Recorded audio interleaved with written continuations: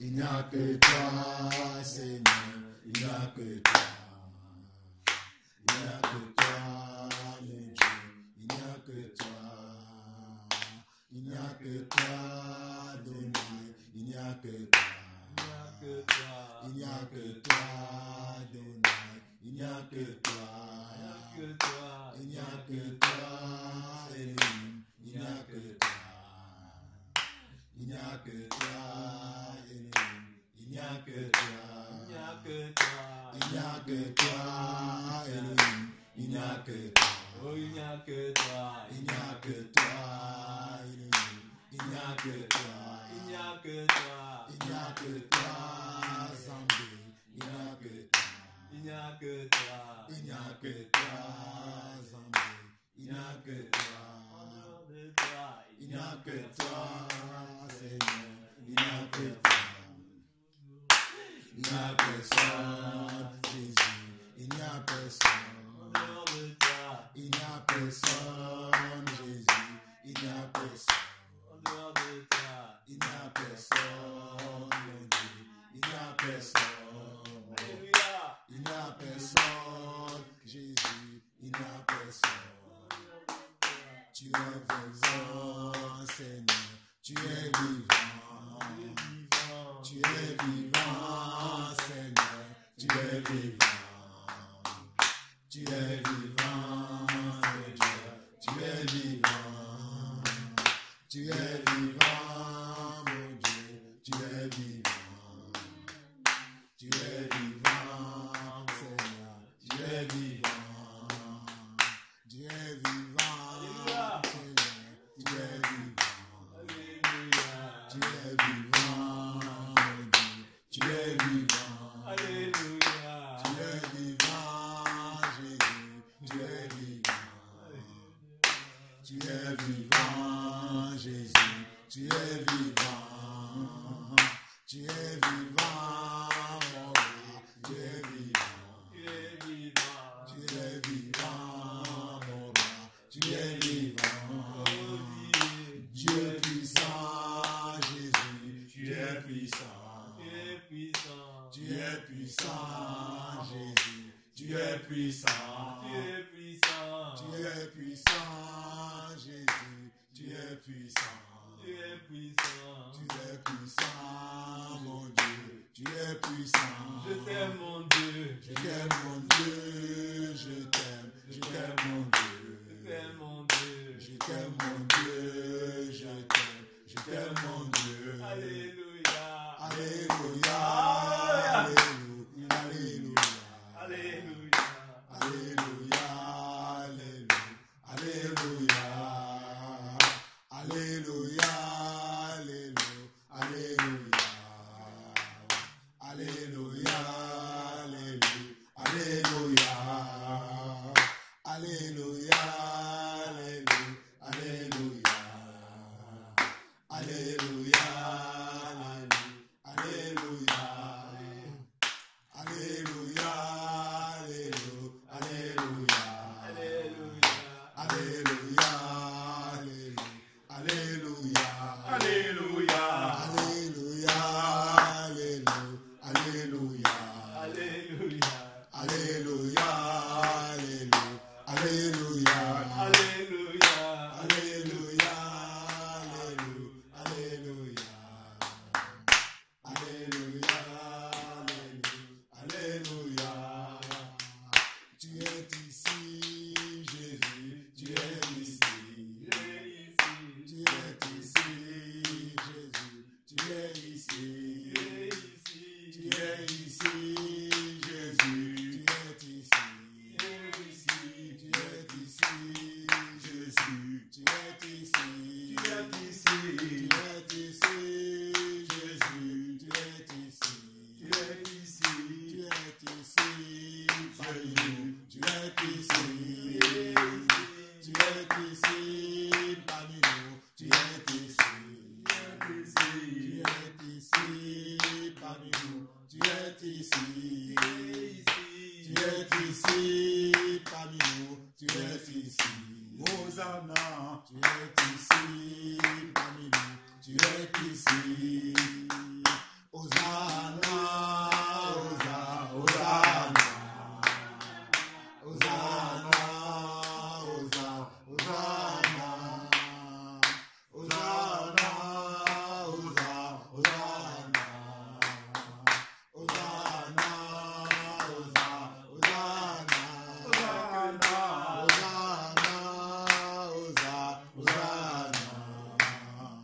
Hosanna,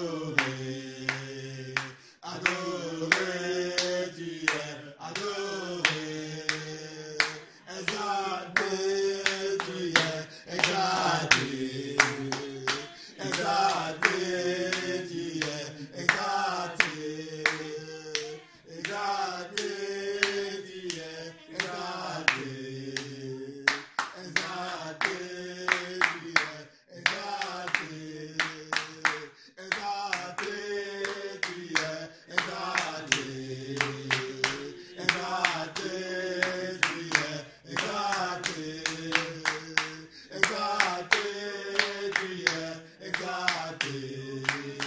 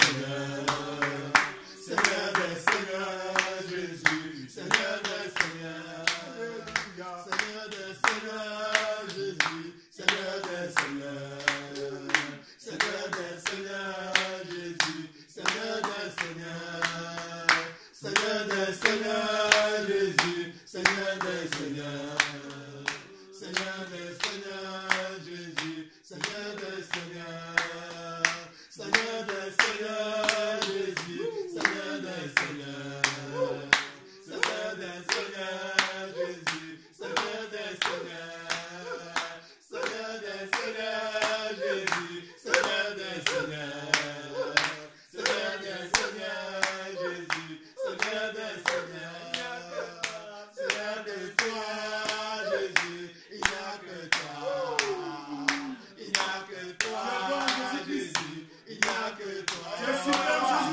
il n'y a que toi, Oh, tu adores, Seigneur. il n'y a que toi, il n'y a que toi, Adonai, il n'y a que toi, il n'y a que toi, Adonai, il n'y a que toi. Tu viens bientôt, Jésus, tu viens bientôt, tu viens bientôt, Jésus, tu viens bientôt, tu viens bientôt, Jésus, tu viens bientôt, tu viens bientôt, Jésus, tu viens bientôt, tu viens bientôt, mon Dieu, tu viens bientôt, tu viens bientôt, mon Dieu, tu viens bientôt, tu viens bientôt, Jésus, tu viens bientôt, tu viens bientôt, mon Dieu, tu viens bientôt, tu viens bientôt, ma Dieu, tu viens bientôt, tu viens bientôt, Jésus, tu viens bientôt, Maranatha, Maranatha, Maranatha, Maranatha, Maranatha, Maranatha, Maranatha,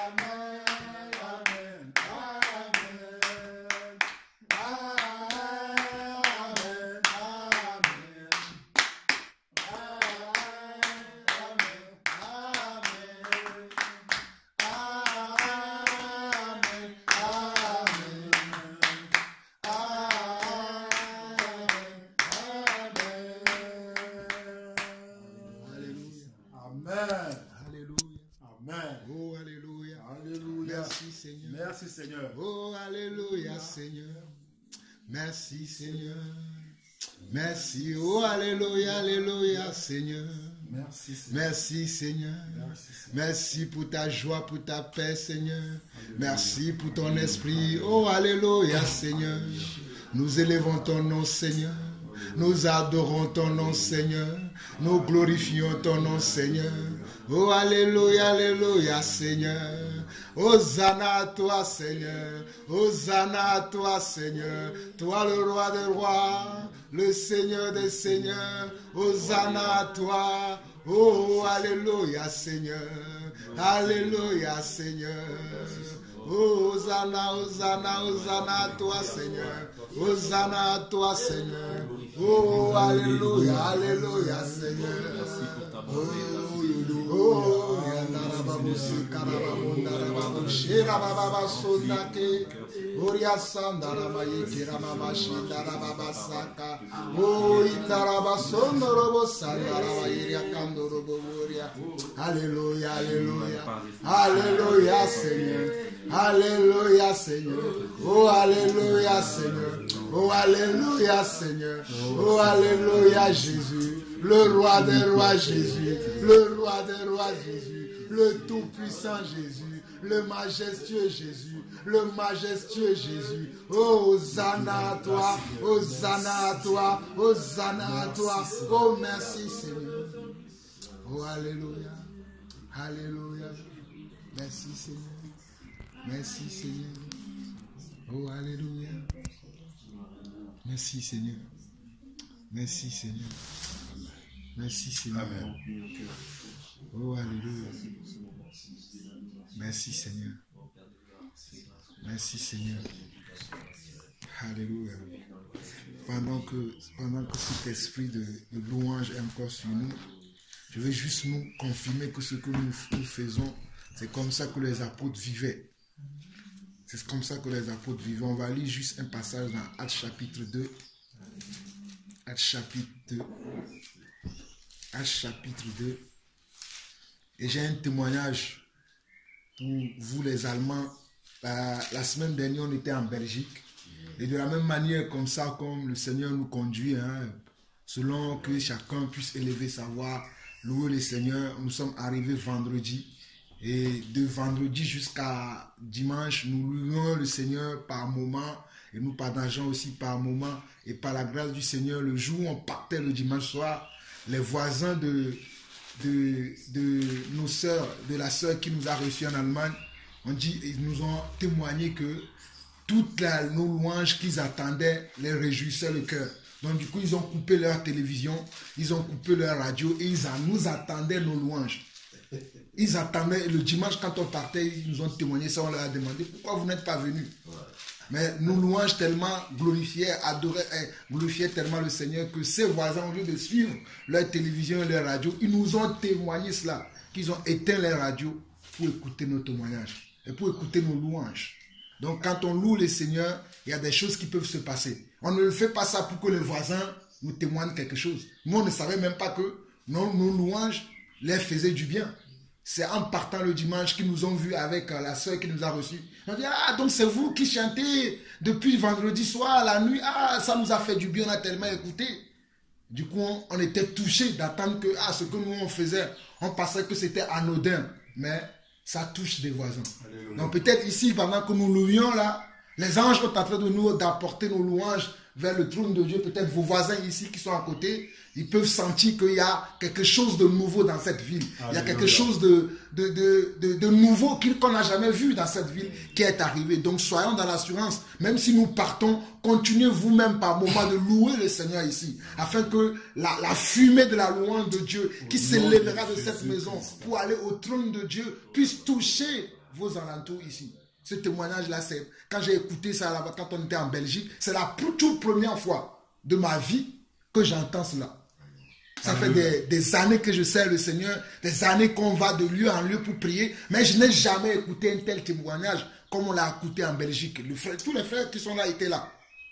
J'étais étonné d'entendre, souvent généralement les gens ils disent qu'on les dérange.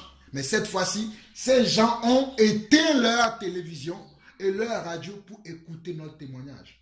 Alléluia. Pour écouter notre louange. Alléluia. Je ne sais pas pourquoi j'ai témoignage, pour écouter nos louanges. Donc c'est bien de louer le Seigneur, c'est bien d'adorer le Seigneur, peu importe les mots qu'on utilise, peu importe les phrases qu'on utilise, même si c'est la même phrase que tu chantes tout le temps, ça sonne bien aux yeux de Dieu. Au nom de Jésus-Christ. Et non seulement ça sonne bien aux yeux de Dieu, les frères qui sont à l'alentour aussi sont touchés. Donc j'ai vu que le frère Patrick voulait dire quelque chose, non? Ah, je pensais que tu voulais dire quelque chose parce que tu faisais comme ça, je pensais que tu levais la main. Donc, on voit dans Actes chapitre 2, c'est pour vous dire que ce qu'on fait a un sens. Actes chapitre 2. Actes chapitre 2. On peut lire déjà à partir du verset 41.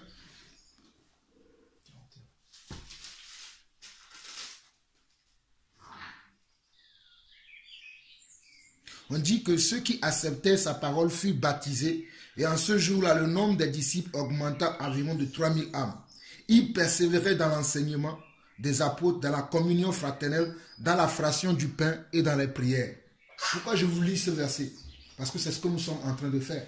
Nous sommes en train de persévérer dans quoi? Dans les enseignements des apôtres. Ce n'est pas l'enseignement de quelqu'un parmi nous ici, mais c'est les enseignements que Jésus a donnés à ses disciples et que les disciples nous ont transmis, qui ont fait qu'aujourd'hui nous avons la parole. Nous persévérons dans ces choses. Donc nous persévérons. C'est pour la persévérance que nous sommes là. dans l'enseignement des apôtres, dans la communion fraternelle. Là, c'est ça la communion fraternelle. Et aussi, dans les fractions du pain, nous avons mangé. Et aussi, dans les prières.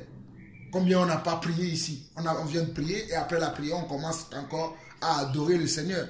Donc, on dit que la crainte s'emparait de chacun d'eux et il se faisait beaucoup de prodiges et de miracles par les apôtres. Donc, lorsque nous allons faire ces choses, c'est-à-dire persévérer dans l'enseignement, dans la communion fraternelle, dans la fraction du pain et dans la prière, c'est là que la crainte de Dieu va augmenter dans notre cœur. Lorsqu'il n'y a pas de communion parmi les enfants de Dieu, il n'y a pas de prière, il n'y a pas d'adoration, donc le cœur de l'homme va se flétrir dans les choses de Dieu, ne va pas grandir dans la crainte de Dieu. Mais lorsqu'on persévère dans ces choses, la crainte de Dieu va grandir dans le cœur de chacun d'entre nous. Donc je nous exhorte que même si nous ne sommes pas là comme nous sommes là aujourd'hui, que même si on est seul, on est 2 ou 3, pour vous qui êtes une famille ici avec le frère Séraphin qui est à Berlin, que vous puissiez continuer vous-même après à adorer le Seigneur, selon que le Seigneur vous conduise à partager, ne serait-ce qu'un verset, à le partager, à glorifier le Seigneur à ce verset, à vous réjouir de cela. Et si nous continuons, on dit au verset, bon, on va jusqu'au verset 46, hein, on dit, ils étaient chaque jour tous assidus au temple. Aujourd'hui, vous savez que le temple, ce n'est plus nos endroits comme ça, mais le temple, c'est le Seigneur lui-même. Ils rompaient le pain dans les maisons et prenaient leur nourriture avec joie et simplicité de cœur. Ayant aussi la simplicité de cœur, louant Dieu. C'est ce que nous faisons. Louant comment? Louant Dieu et trouvant grâce auprès de tout le peuple. Louant Dieu, c'est ce que nous faisons. Ils louaient Dieu avec comment? Avec simplicité de cœur. Ne cherchons pas à dire, bon, peut-être moi, ma voix n'est pas... Moi, je suis quelqu'un, peu importe ce qu'on pense de ma voix. Hein, j'aime louer le Seigneur. Parce que le Seigneur n'attend pas ma voix basse ou ma voix aiguë ou ma voix, je ne sais pas, ténor, tout ça. Mais ce que Dieu veut, c'est que Dieu veut que je le loue d'un cœur sincère. Je lui dis ce qu'il est. Et David est quelqu'un qui m'a beaucoup enseigné sur cela. Parce que David est quelqu'un qui adore beaucoup le Seigneur. Qui aime louer, célébrer le Seigneur. Et j'aime célébrer le Seigneur. D'ailleurs, je vous ai montré la vidéo hier. Mon fils, il a eu 16 ans. Normalement, les 6 ans, les gens du monde, ils devaient aller dans un endroit, ils vont dire, on va faire la fête, on va inviter ses copains. Nous étions à table. Sa maman lui a fait un gâteau. Mais moi, j'étais là à adorer le Seigneur devant les gâteaux. Pendant des heures, je chantais. Parce que pour moi, c'est ça. Louer le Seigneur. On doit louer le Seigneur avec simplicité de cœur et trouvant grâce. Et en faisant cela, non seulement nous allons trouver grâce aux yeux de Dieu, mais nous pouvons trouver grâce aussi auprès de nos voisins. C'est pour ça que j'ai donné les témoignages que nous avons eus en Belgique. Nous louons simplement le Seigneur. Nous ne savions pas. C'est au moment, je vous assure que c'est au moment où nous allons partir que nous avons su que les louanges que nous faisons comme ça, nous pensions que nous chantons même comme des crapauds. Mais il y avait des gens qui ont éteint leur radio et télévision pour nous écouter. Qu'est-ce qui peut faire ça? Dieu, il n'y a que Dieu qui peut faire ça. Donc je nous exhorte à continuer à louer, à glorifier le Seigneur. Juste pour finir cette petite exhortation, encore dans Actes. Hein. Actes, où l'apôtre Paul et Silas étaient en prison. C'est dans Actes chapitre 17, je crois. Plutôt Actes chapitre 16. Actes chapitre 16. Tout dit que la louange, la célébration, adorer le Seigneur, c'est quelque chose de très important pour nous en tant que croyants de le faire. D'adorer le Seigneur. Donc dans Actes chapitre 16, à partir du verset 25, nous savions tous selon l'histoire que l'apôtre Paul et son compagnon de mission, Silas, étaient en prison. Mais on nous dit que vers le milieu de la nuit, Paul et Silas priaient et chantaient quoi? La louange de Dieu, et les prisonniers les attendaient. Regardez, on dit vers le milieu de la nuit, Paul et Silas priaient et chantaient les louanges de Dieu. Qu'est-ce que nous venons de faire tout à l'heure? Nous avons prié et nous avons chanté les louanges. Nous avons prié, c'est vrai que ce n'est pas le milieu de la nuit, il est 17 h maintenant, mais nous venons de faire ce qu'eux ils faisaient vers le milieu de la nuit. Paul et Silas priaient et chantaient les louanges de Dieu. Et les prisonniers les attendaient. Les prisonniers, c'était le voisinage. Parce qu'ils étaient en prison. Leurs voisins en prison les attendaient. Vous savez que nos voisins qui sont ici, ils aussi sont en prison. puisqu'ils n'ont pas encore connu le Seigneur comme nous. Donc, ils sont en prison. Donc, nos louanges peuvent les délivrer de leur prison dans laquelle ils sont. Le but, ce n'est pas de crier, de vociférer pour que nos voisins puissent nous entendre. Parce que lorsque nous prions en Belgique, nous ne savions même pas que... Croyez-moi, mes frères, je vous suis sincère avec vous. Je ne savais pas que les voisins pouvaient nous écouter. Quand j'ai écouté ce témoignage, j'ai dit, parfois nous faisons des choses sans savoir l'ampleur des choses que nous faisons. Nous ne savons pas comment ça peut toucher les gens. C'est pour ça que je n'ai plus du mal maintenant. Lorsque je sens quelque chose ou bien que je ressens les choses de Dieu, j'y vais, je fonce. Parce que je sais que peut-être quelqu'un, quelque part, va être délivré, va être éclairé, va être consolé, va être touché. Parce que nous ne savons pas.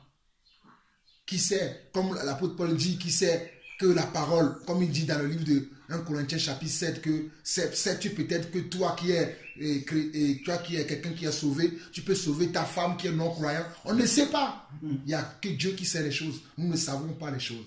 Donc continuons. Je nous dis toutes ces choses pour que nous puissions continuer. Et vous allez voir que dans ça, Dieu va faire un miracle. Vers le verset 26 de ce chapitre 16 d'Actes 16, on dit tout à coup, il se fit un grand tremblement de terre, en sorte que les fondements de la prison furent ébranlés.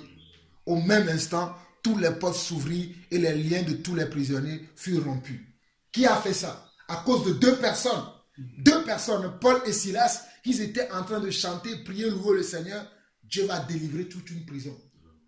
Ce n'est pas par hasard que je disais tout à l'heure que toute cette ville peut être délivrée par vous qui êtes dans cette ville. Parce que à cause de ce que... Mes frères, si nous pouvons voir la capacité que Dieu nous donne, la force que nous avions, des fois nous nous minimisons, nous n'avons pas assez de confiance en nous-mêmes, nous ne croyons pas, nous ne pensons pas, oh mes frères, que Dieu nous ouvre les yeux. C'est pour ça que tout à l'heure je prie et dis que Dieu nous ouvre les yeux, afin que nous voyions réellement qui nous sommes, afin que nous entendions réellement la voix de Dieu, que nous manifestons l'esprit et la puissance de Dieu, sans se douter de quoi que ce soit. Parce que nous ne sommes pas n'importe qui. Nous sommes des enfants de Dieu. C'est vrai que si on nous voit à l'apparence, peut-être on est chétif, ou bien on n'est pas beau physiquement, selon le monde. Hein. Parce que moi, je crois que je suis beau. Parce que tout ce que Dieu a fait est beau. Mais peut-être pour les gens, je suis noir, mais je ne suis pas beau, ou bien peu importe. Mais moi, je sais qui je suis. C'est pour ça que nous devons savoir qui nous sommes dans le Seigneur et avoir confiance à ce que Dieu peut faire au travers de nous. Et Dieu peut faire au-delà de ce que vous et moi, nous pouvons imaginer ou penser. Comme je disais, lorsque nous étions en Belgique, je ne savais pas qu'à la fin, ce n'est pas le salut de ces hommes, mais je sais que le fait qu'ils ont écouté la louange, ça a commencé, et on chantait quand on louait Dieu, ils vont commencer à se poser des questions. Pourquoi ces gens chantent comme ça? Et au travers de cette louange, que ces questions qu'ils vont poser, peut-être ils vont arriver au salut. Parce que Dieu commence quelque chose. Donc, ayons cette habitude de pouvoir louer le Seigneur. Ayons cette habitude de pouvoir glorifier le Seigneur. Regarde les oiseaux qui sont là à côté, qui depuis ce matin, ils chantent dans nos oreilles. Ils louent le Seigneur. Et nous les hommes, pourquoi nous ne allons pas louer le Seigneur? Donc, louons le Seigneur, chantons des cantiques, glorifions le Seigneur pour tout ce qu'il fait dans nos vies, dans le nom de Jésus-Christ. Amen. C'était juste ça que je voulais partager tantôt pendant qu'on louait, ça m'est venu en tête. C'est tout le témoignage qu'on avait eu en Belgique. Je ne sais pas si quelqu'un d'autre a quelque chose à ajouter. Je prends le psaume 22, c'est toujours dans la même... Psaume 22.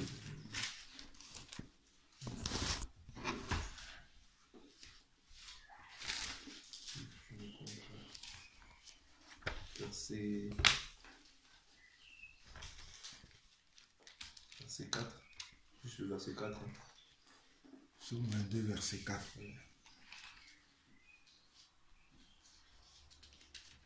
Je vais juste te dire. Oui. Et pourtant, tu es le Saint, tu sièges au milieu des louanges d'Israël. Alléluia. C'est juste que je voulais savoir vraiment que le Seigneur siège au milieu de la louange et que, comme le frère Jean-Paul dit, la louange renverse les forteresses et toutes les personnes qui sont peut-être maintenues captives, liées, enchaînées. Vraiment, c'est comme il a dit, vraiment c'était un grand témoignage. qu'on a eu de la part des voisins de Belgique. Et vraiment, je voulais juste partager ce verset pour compléter en fait ce qu'il a dit, que vraiment n'oublions pas aussi que l'Éternel siège au milieu de la louange. Et que même quand on loue comme ça, on sent une chaleur. En tout cas, moi je ne sais pas pour vous, mais moi je sens quelque chose. Je ne dis pas que, bon, peut-être, j'espère que ce n'est pas mes émotions. J'aimerais pas que ce soit mes émotions, mais vraiment je sens que le Seigneur est là, quoi. Le Seigneur est là et qu'il veut débuter peut-être un travail avec vous deux. Ne vous minimisez pas comme le frère Jean-Paul le dit, parce que c'est pas vous, parce que si vous commencez à mettre votre confiance en vous, en fait là vous avez de quoi vous minimiser. Mais si vous mettez votre confiance dans le Seigneur, c'est le Seigneur qui va travailler pour vous. Donc voilà quoi. Voilà ce que je voulais rajouter juste par rapport. Amen. C'est un grand verset. Hein. Il dit pourtant tu es le Saint. Tu sièges au milieu des louanges d'Israël. Et vous savez qu'Israël, c'est le peuple de Dieu. Et Israël, c'est nous, c'est l'Église. Donc Dieu siège au milieu des louanges de son peuple.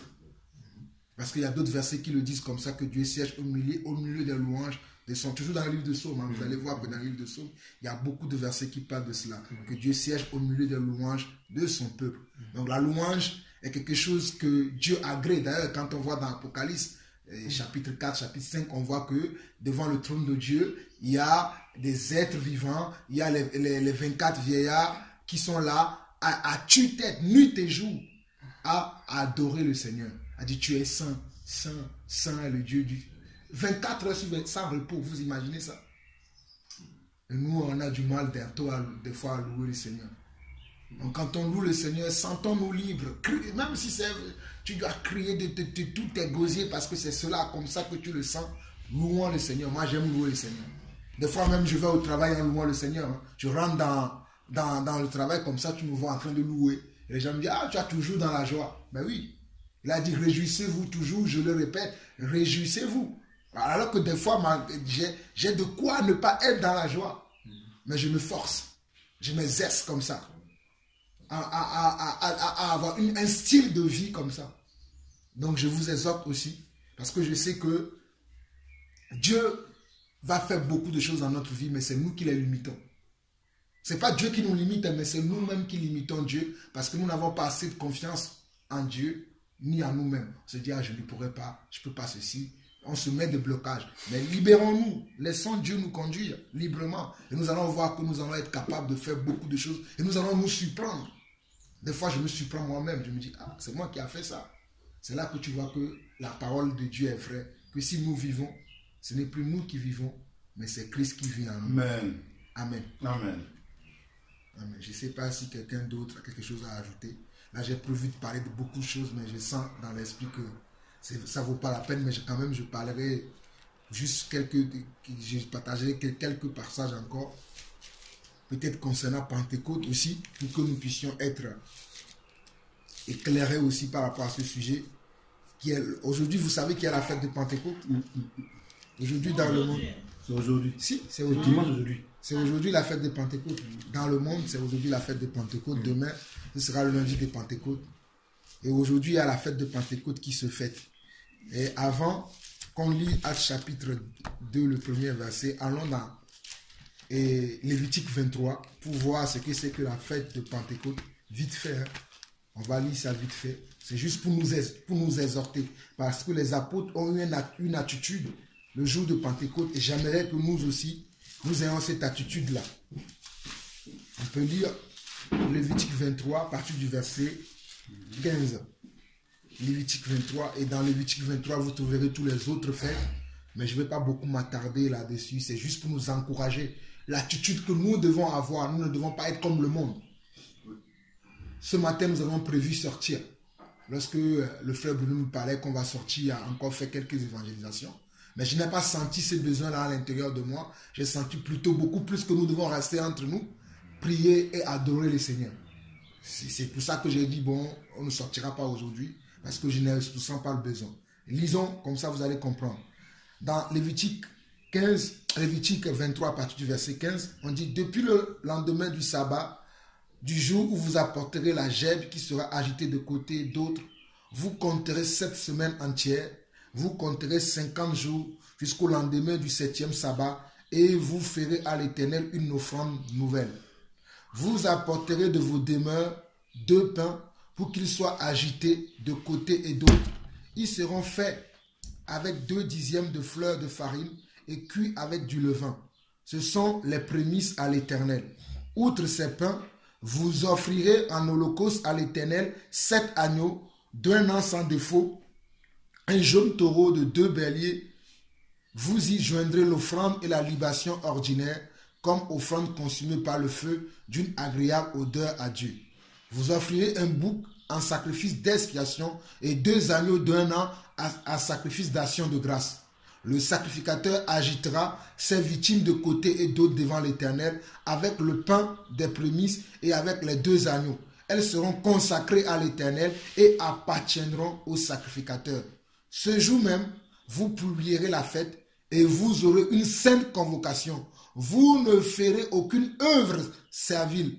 C'est une loi perpétuelle pour vous, pour vos descendants, dans tous les lieux où vous habiterez. Quand vous ferez la moisson dans votre pays, tu laisseras un coin de côté sans le moissonner et tu ne ramasseras pas ce qui reste à glaner. Tu abandonneras cela aux pauvres et à l'étranger. Je suis l'Éternel, votre Dieu. Donc la fête de Pentecôte, c'est la fête au fait de la moisson. Si nous voulons le dire dans le terme français, la fête de Pentecôte veut dire la fête de moisson.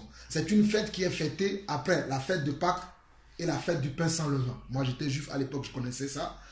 La fête de Pentecôte était la 3e fête de l'Éternel. Donc c'était une fête qui venait juste après 50 jours après la fête des pains sans levain ou la fête de Pâques. C'est une fête, comme on l'a vu là dans le verset 15, depuis le lendemain du sabbat. Le lendemain de quel sabbat? C'est le sabbat de la fête des pains sans levain. Où il dit, depuis le lendemain du sabbat, du jour que vous apporterez la gemme qui sera agitée de côté et d'autre, vous compterez cette semaine entière. Parce que bon, il y a la fête des prémices. C'est-à-dire les prémices, les prémices à l'époque, les Israéliens devaient aller dans leur champ et ils vont couper 2 ou 3 brindilles de leur récolte, de leur champ, et ils vont venir agiter ça devant le Seigneur.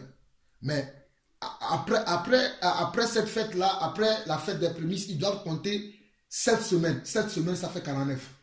Mais comme la semaine juive commence à partir de dimanche, et ça finit le samedi au soir, donc on va compter un jour de plus, qui fait que ça fait 50 jours. Et c'est après les 50 jours-là qu'on va fêter la fête de Pentecôte, qui est la fête des moissons, où les gens vont amener dans le temple, comme on a vu, hein, 2 pains que le sacrificateur va agiter de l'autre, et après le sacrificateur, il va prendre, comme on a vu, 7 agneaux sans défaut, un jaune taureau, 2 béliers, les choses qu'il va tuer dans le temple.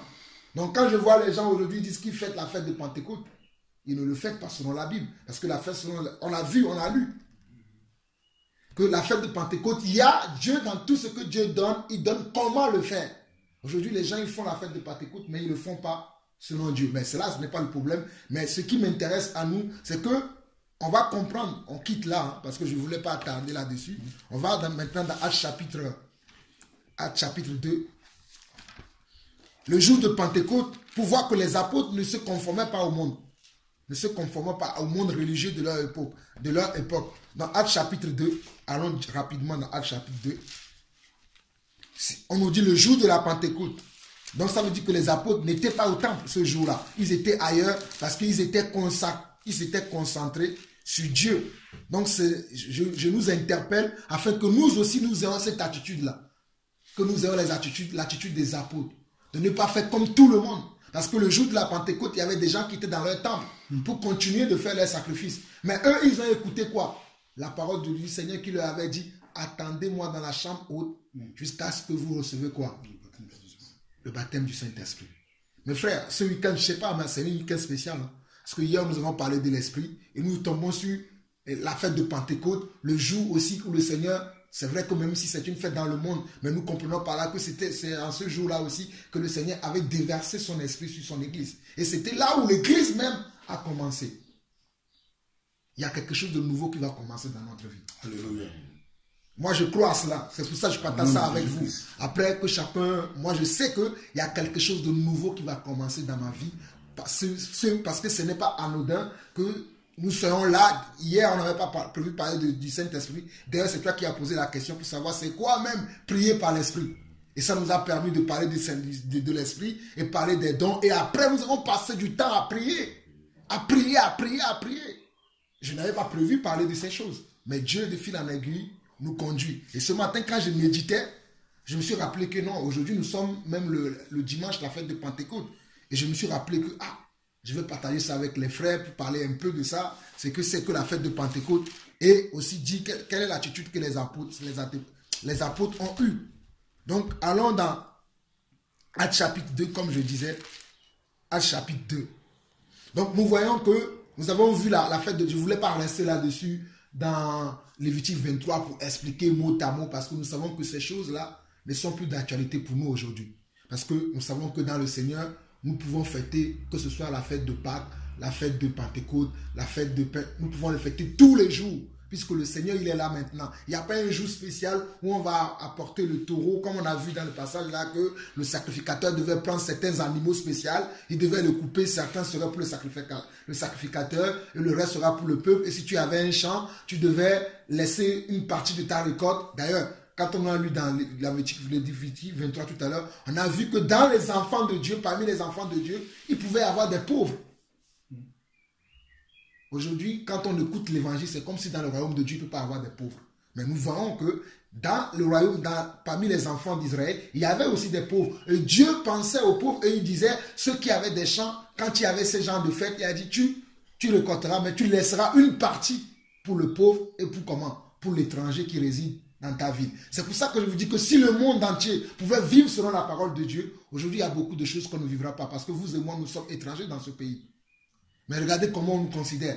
Mais c'est bien parce que nous ne sommes pas du monde. Mais c'est juste pour dire que par là que les gens ne vivent pas selon la parole de Dieu. Maintenant, revenons à la parole dans Actes chapitre 2. Pour vous dire que, on nous dit que le jour de la Pentecôte, ils étaient tous ensemble dans le même lieu. Ça veut dire que les apôtres n'étaient pas avec les sacrificateurs qui étaient ce jour-là accrochés à leur temple pour pouvoir continuer à offrir les sacrifices selon les lois qu'ils ont reçues de Moïse. Mais les apôtres, eux, ils étaient focalisés sur leur Seigneur. Ils étaient concentrés sur ce que le Seigneur leur a dit. Mes frères, concentrons-nous sur le Seigneur et sur la parole de Dieu. Ne nous concentrons pas sur le monde. Ne nous concentrons pas sur ce que le monde fait. Comme aujourd'hui à la fête de Pentecôte, je pense que dans leurs églises là, les gens, dans certaines églises, je vois même les gens qui ramènent. Je ne sais pas si en France ici, mais moi quand j'étais au pays, je voyais que même quand il y avait la fête de Pentecôte, les gens ramenaient même les fruits, tout ça là, ils ramenaient à l'église. C'est bien, ces choses-là. Mais le plus essentiel, est-ce que nous sommes encore dans ces fêtes?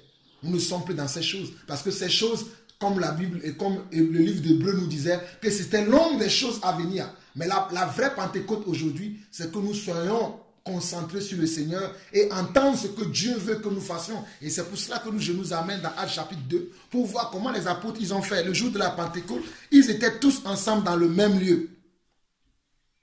Et vous savez que si nous lisons bien le chapitre 1 de Actes, c'est parce qu'ils étaient déjà rassemblés dans la chambre. Ils priaient, ils disaient bon, ils priaient et puis ils se laissaient conduire par l'Esprit. Il a dit bon, on va choisir quelqu'un qui va remplacer Judas et ils l'ont trouvé. Et une fois qu'ils l'ont trouvé, ils ont prié et ils étaient encore dans cette chambre-là. Et c'était le jour de la Pentecôte. Pendant que les autres étaient dans leur temple, eux, ils étaient dans la chambre haute à l'écoute du Seigneur. Donc, je veux nous dire par là que ne nous conformons pas au monde, au système du monde, même au système du monde religieux. Mais conformons-nous à la volonté de Dieu. Apprenons à écouter Dieu afin que Dieu puisse nous parler, Dieu puisse nous utiliser comme cela se doit pour faire sa volonté. Et pendant qu'ils étaient concentrés sur le Seigneur, le jour-là de la Pentecôte, tous ensemble dans le même lieu, tout à coup, il vient du ciel un bruit comme celui d'un vent impétueux et remplit toute la maison où ils étaient assis. S'ils étaient au temple, est-ce qu'ils allaient vivre ça? Non. Ils étaient tous assidus. Et on nous dit tout d'un coup, vient du ciel un bruit comme celui d'un vent impétueux et remplit toute la maison où ils étaient assis. Des langues semblables à des langues de feu leur apparurent séparées les unes des autres et se posèrent sur chacun d'eux. Et ils furent tous remplis du Saint-Esprit et se mirent à parler en d'autres langues selon que l'Esprit leur donnait de s'exprimer. Or, pourquoi? C'est pour ça que je dis, or, il y avait en ce jour à Jérusalem les Juifs, hommes pieux de toutes les nations qui sont sous le ciel. Pourquoi il y avait ce jour-là? Parce que les Juifs qui étaient partout, vous savez, quand il y a les grandes fêtes, les fêtes solennelles, tous les Juifs qui étaient un peu éparpillés revenaient toujours en Israël, au temple, pour pouvoir participer, offrir des sacrifices.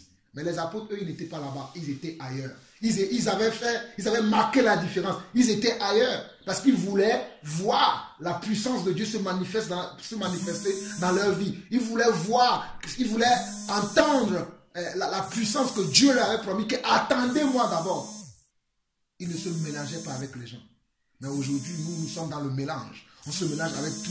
Les gens vont me dire qu'ils ne trouvent même pas d'inconvénient pour fêter la Pentecôte aujourd'hui. Mais moi, je trouve un inconvénient. Je fêterai la Pentecôte, je célébrerai la Pentecôte, mais je ne les célébrerai pas comme le monde, je les célébrerai comme les apôtres l'ont célébré dans la parole. Ils étaient tous en un moment, en un lieu, et ils priaient le Seigneur afin que le Seigneur leur accorde sa puissance, afin que le Seigneur leur accorde sa grâce et qu'ils marchent après selon cette grâce qu'ils vont recevoir du Seigneur. Et c'est ce jour-là que la grande puissance de Dieu est tombée sur eux. Mes frères, c'est ce jour-là que la puissance de Dieu est tombée sur eux, qu'ils ont commencé à parler pour la première fois en des langues. Et Dieu va interpréter ces langues-là dans le cœur des gens, parce que c'est le jour où l'Église aussi commence. Parce que c'est dans ce chapitre que nous avons lu tout à l'heure, le verset 41, tout ça là que nous avons lu, c'est toujours dans Actes chapitre 2. C'est toujours le jour-là de la Pentecôte que ces choses-là se sont passées. C'est en ce jour-là aussi que ça s'est passé. Qu'est-ce que je veux nous dire par là? Concentrons-nous sur le Seigneur. Alléluia. Ne nous laissons pas déconcentrer par les choses qui sont autour de nous, par les choses futiles. Des fois, l'ennemi essaie de nous déconcentrer par les choses qui ne sont pas nécessaires. Mais nous concentrons-nous sur le Seigneur. Si Dieu nous a donné des promesses, attendons la promesse. Mais dans quoi? En restant concentré sur le Seigneur et en attendant la puissance, en priant, en chantant et en louant Dieu comme nous venons de le faire.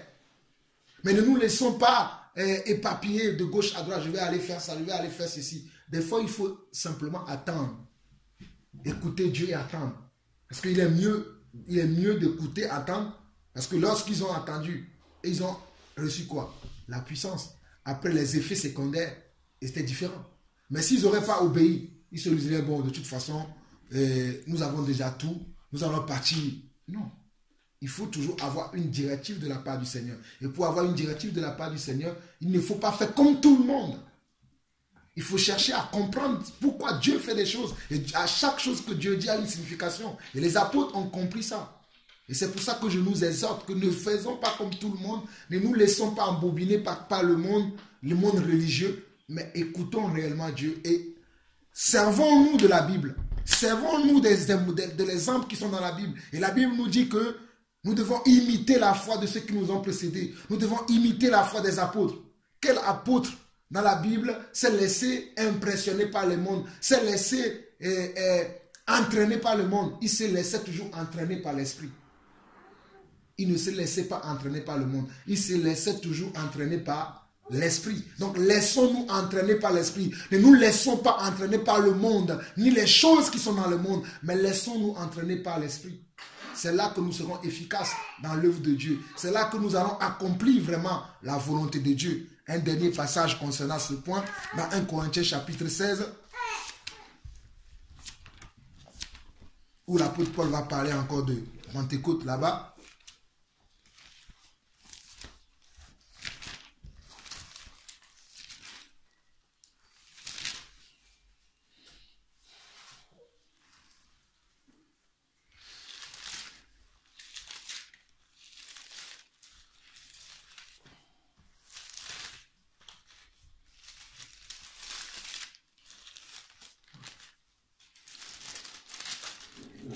Il dit, pour ce qui concerne la collecte en faveur des saints, nous avons partagé ces passages-là lorsque nous étions en Belgique, parce que nous avons parlé dans le cadre d'œuvres de libéralité. Mais là, aujourd'hui, ce n'est pas dans ce cadre-là que je le partage. Pour ce qui concerne la collecte en faveur des saints, agissez vous aussi comme je l'ai ordonné aux églises de la Galatie, que chacun de vous, le premier jour de la semaine, mette à part chez lui ce qu'il pourra selon sa prospérité, afin qu'on n'attende pas mon arrivée pour recueillir les dons. Et quand je serai venu, j'enverrai avec des lettres pour porter vos libéralités à Jérusalem les personnes que vous aurez approuvées. Si la chose mérite que j'aille moi-même, elles feront le voyage avec moi. J'irai chez vous quand j'aurai traversé la Macédoine, quand je traverserai la Macédoine. Peut-être séjournerai-je auprès de vous, ou même y passerai-je l'hiver, afin que vous m'accompagniez là où je me rendrai.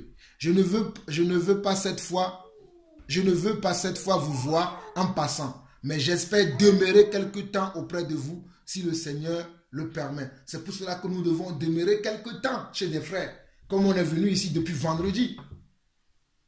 Des fois, le Seigneur veut qu'on demeure aussi un peu avec les gens, partager, prier aussi avec les gens. Donc, c'est toutes ces choses que je fais, je ne les fais pas de moi, parce que j'ai vu que c'est comme ça que les apôtres faisaient. Ils allaient chez les gens, ils partageaient un peu de temps avec eux, après, ils continuaient leur route. Et ici, on voit que l'apôtre dit, je ne veux pas cette fois vous voir en passant, mais j'espère demeurer quelque temps auprès de vous, si le Seigneur le permet. Je resterai néanmoins à Éphèse jusqu'à où? Jusqu'à la Pentecôte, car une porte d'un accès efficace m'est ouverte et les adversaires sont nombreux. L'apôtre Paul va parler ici que dans son parcours là qu'il va faire, quand il va arriver à Éphèse, il va rester là-bas jusqu'à la fête de Pentecôte pour pouvoir encore s'inverser beaucoup plus dans la vie des frères qui sont à Éphèse, pour pouvoir encore leur témoigner encore leur témoigner de l'amour de Dieu et leur donner encore quelques dons que lui-même il a reçus. Partager quelques grâces du Seigneur que lui-même il a reçues avec eux. Et il va dire, si Timothée arrive, faites en sorte qu'il soit sans crainte parmi vous, car il travaille comme moi à l'œuvre du Seigneur. Regardez, l'apôtre Paul n'était pas seul. Il dit, si nous lisons le verset 8, il dit, je resterai néanmoins à Éphèse jusqu'à la Pentecôte. Parce que il y avait des gens qui fêtaient encore ces genres de fêtes-là. Mais l'apôtre Paul lui-même, il ne fêtait pas ça. J'ai la confirmation que l'apôtre Paul n'était pas quelqu'un qui était dans ces fêtes. Mais il trouvait en cela une occasion pour faire quoi? Pour partager la parole de Dieu à ses frères. Il continue. Car une porte grande et d'un accès efficace m'est ouverte, et les adversaires sont nombreux. Il lui-même le dit. Pour lui, c'est une porte ouverte. S'il peut aller encore ce jour-là, partager avec les gens, c'est une porte ouverte. Et si Timothée arrive, faites en sorte qu'il soit sans crainte parmi vous, car il travaille comme moi à l'œuvre du Seigneur. Que personne donc ne le méprise. Timothée était un jeune frère. Même pour vous qui êtes jeunes parmi nous, ne vous considérez pas, oui, on va me mépriser. Non, on ne doit pas mépriser les jeunes. D'ailleurs, regardez le papa Alain qui est au milieu de nous, qui ne nous méprise pas, mais qui nous écoute. Parce que la Bible dit que personne donc ne le méprise. Timothée était un jeune à l'époque dans le Seigneur, c'est pour ça que je parle comme ça. Accompagnez-le en paix afin qu'il vienne vers moi, car je l'attends avec les frères. Parce que Timothée et Paul, ils travaillent beaucoup ensemble. Par moment, Paul attendait Timothée pour qu'ils puissent voyager ensemble dans l'œuvre du Seigneur. Pour ce qui est du frère Apollo, je l'ai beaucoup exhorté à se rendre chez vous avec les frères, mais ce n'était décidément pas sa volonté de le faire maintenant. Il partira quand il en aura l'occasion. Veillez, demeurez fermes dans la foi, soyez des hommes, fortifiez-vous. Regardez ce que l'apôtre dit. Il dit quoi? Veillez, demeurez fermes dans la foi, soyez des hommes, fortifiez-vous. Nous devons nous fortifier, nous devons demeurer fermes et nous devons veiller. Nous verrons aussi que lui, il a voulu que Apollos puisse faire un certain voyage. Mais il a dit qu'Apollos a dit ce n'est pas le moment. Ça veut dire qu'Apollos aussi avait sa communion personnelle. Paul lui a dit, fais ceci. Mais lui, Apollos a dit quoi? Il a dit, ce n'est pas... Lisons, pour ce qui est du frère Apollo, je l'ai beaucoup exhorté à se rendre chez vous. J'ai exhorté à se rendre chez vous avec les frères. Mais ce n'était pas décidément sa volonté de le faire maintenant. Ça veut dire qu'Apollos aussi avait sa communion personnelle avec Dieu. Même si l'apôtre Paul pouvait lui dire, va faire ça, il va dire, bon, je ne sens pas que c'est maintenant, c'est autrefois. Pourquoi je partage cela avec vous? Je vous dis toutes ces choses parce que nous devons avoir une communion personnelle avec Dieu et être ferme. Ne pas nous minimiser, ne pas nous conformer aussi par rapport à ce qui se fait autour de nous. Des fois, on se conforme. Puisque un tel frère fait comme ça, moi aussi je vais faire comme ça. Peut-être lui, Dieu le conduit à faire comme ça. Mais toi, Dieu ne te conduira pas à faire comme ça. Dieu nous conduit chacun différemment. Mais le but, c'est que nous puissions tous servir Dieu. Nous puissions tous glorifier Dieu et ne pas nous laisser entraîner toujours de faire de la même manière que l'autre. Quand bien même que nous devons imiter comment? La foi de nos prédécesseurs, la foi peut-être de ceux qui nous ont amené l'évangile, mais nous ne devons pas devenir leur idole et idole. Je ne sais pas si vous comprenez ce que je suis en train de dire. Donc, comme il dit, veillez, demeurez ferme dans la foi, soyez des hommes, fortifiez-vous. Que tout ce que vous faites se fasse comment? Avec amour. Que tout ce que vous faites se fasse avec amour. C'est là où je termine, que tout ce que nous faisons, faisons-le avec amour. Nous ne le faisons pas parce qu'on se sent obligé de le faire. Non, on le fait avec amour. Moi, c'est avec amour que je suis là, que je partage ces choses avec vous. Je ne sais pas tout, j'apprends aussi. Lorsque je voyage comme ça, on partage de gauche à droite. J'apprends aussi, je m'améliore aussi dans l'œuvre du Seigneur. Des fois, je fais des erreurs, mais j'apprends. Donc, armons-nous de cette pensée de servir le Seigneur. De ne pas attendre qu'un tel vienne me dire, bon, toi, tu dois faire ça. Toi, tu dois faire ça. Toi, tu dois faire ça. Non, nous-mêmes serons capables de pouvoir écouter Dieu. Soyez capables de pouvoir marcher avec Dieu. C'est pour ça que je vous ai donné l'exemple des apôtres. Il y avait la fête de Pentecôte, mais ils étaient différents le jour-là. Ils n'étaient pas là où Dieu aussi, nous aussi, nous allons aller au temple, nous allons offrir notre sacrifice. Ils étaient à l'écoute du Seigneur parce que ce jour-là, le Seigneur leur avait donné une promesse. Ils attendaient cette promesse-là. Et nous voyons Paul aussi ici qui dit qu'il va aller rester à Éphèse jusqu'à la fête de Pentecôte parce qu'une porte lui a été ouverte là-bas. C'est une porte qui nous est ouverte aussi ici en Allemagne. J'ai envoyé un message hier au frère Alain, hier au frère Alain Patrick, que le Seigneur nous a ouvert une porte. Parce que moi, je vois ça comme une porte en Allemagne. J'ai de la famille en Allemagne. J'ai mon propre frère de sang qui vit à Hambourg. Mais je ne peux pas aller chez lui comme je suis venu chez toi comme ça. Tu nous as baladé un peu partout. On a prêché l'évangile aux gens dans la rue. Là, on est là à la maison, on partage. Je ne peux pas faire ça avec ma famille, avec les amis que j'ai ici. J'ai des amis ici et je viens souvent les voir en Allemagne. Mais je n'ai pas eu l'occasion de partager la parole comme ça. Mais pour moi, ça c'est la porte du Seigneur. Quand je vais voir ma famille, ça c'est la famille. Mais ça c'est une porte que le Seigneur nous a ouverte. C'est pour ça que lorsque tu nous as dit qu'on va parler avec les gens, je n'ai pas trouvé de difficulté, je n'ai pas trouvé de l'inconvénient par rapport à cela. Spontanément, on est sorti, on a commencé par parler avec les gens. Parce que c'est une porte qui nous est ouverte. Une porte qu'on doit exploiter pour pouvoir faire quoi? Pour pouvoir semer la parole de Dieu. Mais nous allons partir après. Mais vous-même, vous devez continuer parce que Dieu vous a ouvert la porte. Dieu vous a ouvert aussi la porte à vous aussi de voir que c'est possible que vous-même aussi, vous pouvez parler aux gens, que vous n'avez pas besoin d'attendre que les autres frères puissent venir vous encourager. De temps en temps, si Dieu nous le permet, nous viendrons nous vous encourager. Mais vous pouvez le faire vous-même. Comme nous à Paris. On n'attend pas les autres frères, on sont délibérément, selon que le Seigneur nous conduit, nous allons et nous parlons aux gens. Tu as vu, plusieurs fois on a fait cela. Donc, vous pouvez aussi le faire ici en Allemagne. Dieu est avec vous, vous n'êtes pas seul. Ne vous laissez pas décourager par ce que vous voyez ou ce que vous attendez. Mais encouragez-vous par le Seigneur. Vous devez vous auto-encourager par le Seigneur et vous encourager et faire l'œuvre du Seigneur. Des fois, on attend toujours que les autres viennent. C'est bien si les autres sont là, mais s'ils ne sont pas là, on va attendre comment? Il faut que nous-mêmes, nous puissions faire l'œuvre du Seigneur. Et il y a une joie, il y a une grande joie lorsqu'on sert le Seigneur. Moi, je suis dans la joie d'être avec vous. C'est une grande joie pour moi. Le frère Séraphin qui a quitté Berlin, ça fait 4 ans qu'il veut se baptiser. S'il n'y avait pas eu cette porte qui est ouverte, il serait encore là, sans être baptisé. Mais comme la porte a été ouverte, dès que j'ai su que tu as dit que nous puissions venir, je dit je vais contacter le frère, parce que ça fait des années qu'il parle du baptême, et nous l'avons vu, il a été baptisé hier. Gloire à Dieu. Gloire à Dieu. Il est parti ce matin comment? Content. Il est parti reboosté. Même hier, il disait, ça y est, maintenant mes peurs sont tombées. Parce qu'avant, je me disais, comme je ne me suis pas encore baptisé, je ne pourrais pas faire ces choses, Là, je sais maintenant, je suis baptisé, je suis totalement un enfant de Dieu. Je vais maintenant, moi aussi, faire les choses que Dieu me... Quel bonheur, quelle joie d'apprendre des choses comme ça. Donc, vous aussi, ici, dans cette ville, formez une église spirituelle. Vous pouvez former une église spirituelle. Déjà, toi et ta femme et votre fille, vous êtes une église déjà. Et vous pouvez vous encourager vous-même. Et en priant, comme on a fait hier. Des fois, on apprend. Moi, j'ai beaucoup appris les choses avec les autres personnes. Même chez les faux pasteurs, croyez-moi, j'ai appris des choses. Même chez les frères qui vivent souvent dans le désordre, j'ai appris des choses. J'apprends toujours dans chaque expérience que je fais dans ma vie. Apprenons avec les expériences que Dieu fait avec nous pour nous améliorer, pour nous perfectionner dans l'œuvre de Dieu.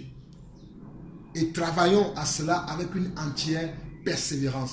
Travaillons à cela avec une entière persévérance et soumission au Seigneur. Non pas soumission à des hommes, mais soumission au Seigneur. En restant ferme. En restant, comme je dis, en restant ferme. C'est important. C'est notre salut qui en dépend parce que Dieu nous a fait la grâce. Merci Seigneur. Il y a un verset qui me vient en tête. Je vais le lire rapidement.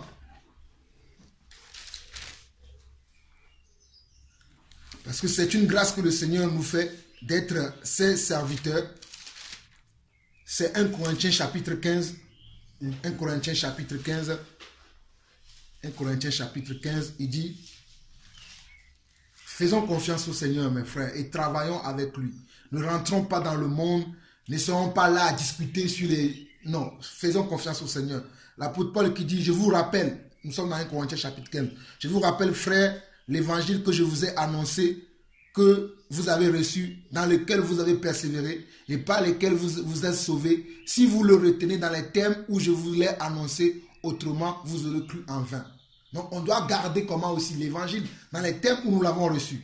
Je vous ai enseigné avant tout, comme je l'avais aussi reçu, que Christ est mort pour nos péchés, selon les Écritures, et il a été enseveli, et il est ressuscité le 3e jour, selon aussi quoi? Les Écritures.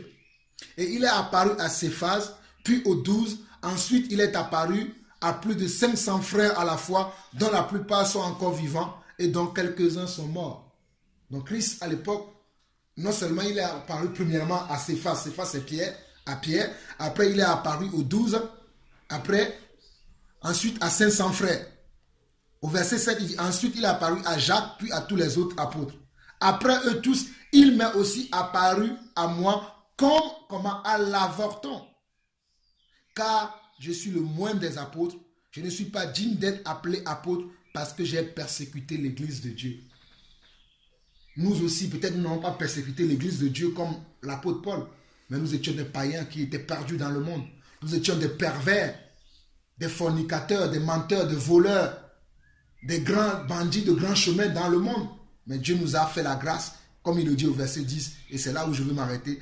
Par la grâce de Dieu, je suis ce que je suis, et sa grâce envers moi n'a pas été vaine. Mes frères, je nous encourage pour que la grâce de Dieu ne soit pas vaine dans notre vie. Loin de là, j'ai travaillé plus que eux tous, non pas moi toutefois, mais la grâce de Dieu qui est avec moi. Dieu ne nous a pas fait la grâce pour que nous puissions rester chez nous, manger à notre faim, boire à notre soif, et gloire à Dieu, Dieu est puissant, amen. Non, mais que cette grâce-là, nous puissions avoir ce désir de le partager avec d'autres frères. Moi, en tout cas, moi, c'est ce qui m'anime. L'esprit qui m'anime, c'est ça. C'est de pouvoir partager cette grâce-là avec d'autres frères, les encourager qu'eux aussi sont capables, ils peuvent aussi y arriver. Parce que dans le Seigneur, il n'y a pas de des personnes qui sont plus élevées. C'est vrai que peut-être Dieu peut donner une grâce qui est un peu plus différente à d'autres, à un autre frère, mais nous avons tous reçu de la part du Seigneur une grâce. Et voici l'apôtre qui dit ici que, regardez bien, il commence au verset 9, il dit, car je suis le moindre des apôtres, je ne suis pas digne d'être appelé apôtre parce que j'ai persécuté l'église de Dieu. Par la grâce de Dieu, parce que c'est par grâce que nous sommes sauvés. C'est par grâce que nous avons reçu le don de Dieu. C'est par grâce que nous avons reçu le Saint-Esprit. C'est par grâce que Dieu nous protège tous les jours. Il le reconnaît, il dit, par la grâce de Dieu, je suis ce que je suis et sa grâce envers moi n'a pas été vaine. Mes frères, je ne veux pas que la grâce que Dieu nous a faite soit vaine. Comment est-ce qu'on peut rendre la grâce de Dieu vaine? En restant comment? Immobile. En ne faisant rien. En disant, bon, par grâce, de toute façon, je suis sauvé. Par la grâce, je conserve cette grâce-là, je conserve mon salut, c'est bon. Mais non, il faut aussi partager cette grâce avec d'autres personnes. Il dit, par la grâce de Dieu, je suis ce que je suis, et sa grâce envers moi n'a pas été vaine. On peut recevoir la grâce de Dieu et ne rien faire avec, et cette grâce va être vaine. Non, il faut partager. Il faut partager avec ses frères. Il faut encourager ses frères. Il faut prier pour ses frères, comme nous avons fait tout à l'heure. Nous avons prié les uns pour les autres. Prier pour nos frères, même qui ne sont pas avec nous ici, qui ne savent même pas qu'on prie pour eux. Mais c'est ça la grâce de Dieu. Travailler avec la grâce de Dieu, c'est ça. Ne pas rester simplement, oui, moi j'ai reçu la grâce aujourd'hui, je suis éclairé, c'est bon. Ceux qui ne sont plus éclairés, on doit continuer à œuvrer pour cette grâce. Par la grâce de Dieu, je suis ce que je suis et sa grâce envers moi n'a pas été vaine. Loin de là, j'ai travaillé plus que tous. Celui qui a reçu le moins de grâce après va aller travailler plus que ceux qui ont reçu la grâce avant lui. J'ai travaillé plus que tous. Non pas moi toutefois, il reconnaît, pour ne pas être un homme orgueilleux. Non pas lui toutefois. Mais qui? Mais pas la grâce de Dieu qui est avec moi. Et la grâce de Dieu est avec chacun d'entre nous. Amen. La grâce de Dieu est avec chacun d'entre nous. Nous avons chanté contre les bienfaits de Dieu. Nous avons chanté beaucoup de cantiques depuis que nous sommes arrivés. Regardez dans tous ces cantiques les paroles. Nous avons la grâce de Dieu chacun d'entre nous. Mais nous devons nous affermir les uns les autres. Et je vais finir par là maintenant en lisant Jean chapitre 21. C'est ce que je méditais hier, Jean chapitre 21. C'est là où je finis. Après, si quelqu'un d'autre a quelque chose à ajouter, pour dire que nous devons faire confiance au Seigneur. C'est lui qui nous a appelés. Mais des fois, on oublie, on s'oublie, on s'abandonne à cause de la vie, à cause de la dureté de la vie, à cause des événements qui se passent dans le monde, à cause des choses qui peuvent nous attrister. Peut-être parce qu'un tel a fait ceci, un tel a fait cela, on peut être attristé. Et des fois, on peut s'oublier. Et ici, on voit un exemple d'un disciple de Jésus qui s'est oublié. Et c'est Pierre. Lisons Jean chapitre 21. On nous dit, après cela, Jésus se montra encore aux disciples sur les bords de la mer de Tibériade. Et voici de quelle manière il se montra. Simon-Pierre, Thomas appelé Didyme, Nathanaël de Cana en Galilée, les fils de Zébédée et 2 autres disciples de Jésus étaient ensemble. Simon-Pierre leur dit, je vais pêcher. Il lui dit, nous allons aussi avec toi. Regardez. C'est pour ça que je dis que nous ne devons pas minimiser la grâce de Dieu ou rendre vaine la grâce de Dieu. Simon-Pierre, à qui Jésus a dit, tu es pêcheur de quoi? De poissons. Moi, je ferai de toi de pêcheur d'hommes. Lorsque Jésus était mort, à un moment donné, il avait oublié. Il va se faire quoi? Il va retourner à la pêche. C'est lui, Simon-Pierre, là, qui dit, Simon-Pierre lui dit, je vais pêcher. Il lui dit, nous allons aussi avec toi.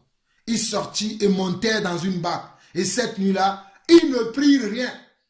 C'est-à-dire, on peut même vouloir faire des choses.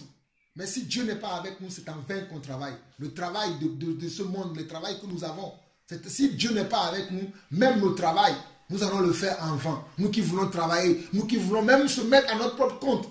Travailler pour nous-mêmes. C'est bien le travail, mais la vie d'un homme ne dépend pas de son travail. Regardez Pierre qui a travaillé toute la nuit.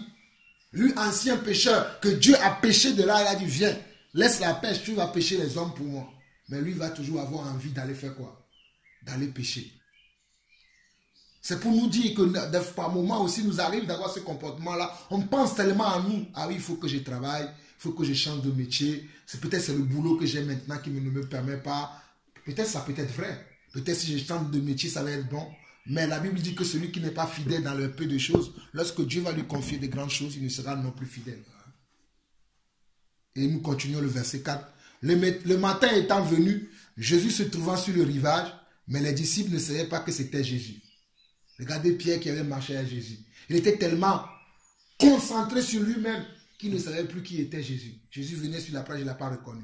Verset 5, Jésus leur dit, « Enfants, n'avez-vous rien à manger ?» Il lui répondit, « Non. » Il leur dit, « Jetez les filets du côté droit de la barque et vous trouverez. » Et ils le jetaient donc et ils ne pouvaient plus le retirer à cause de la quantité de poissons.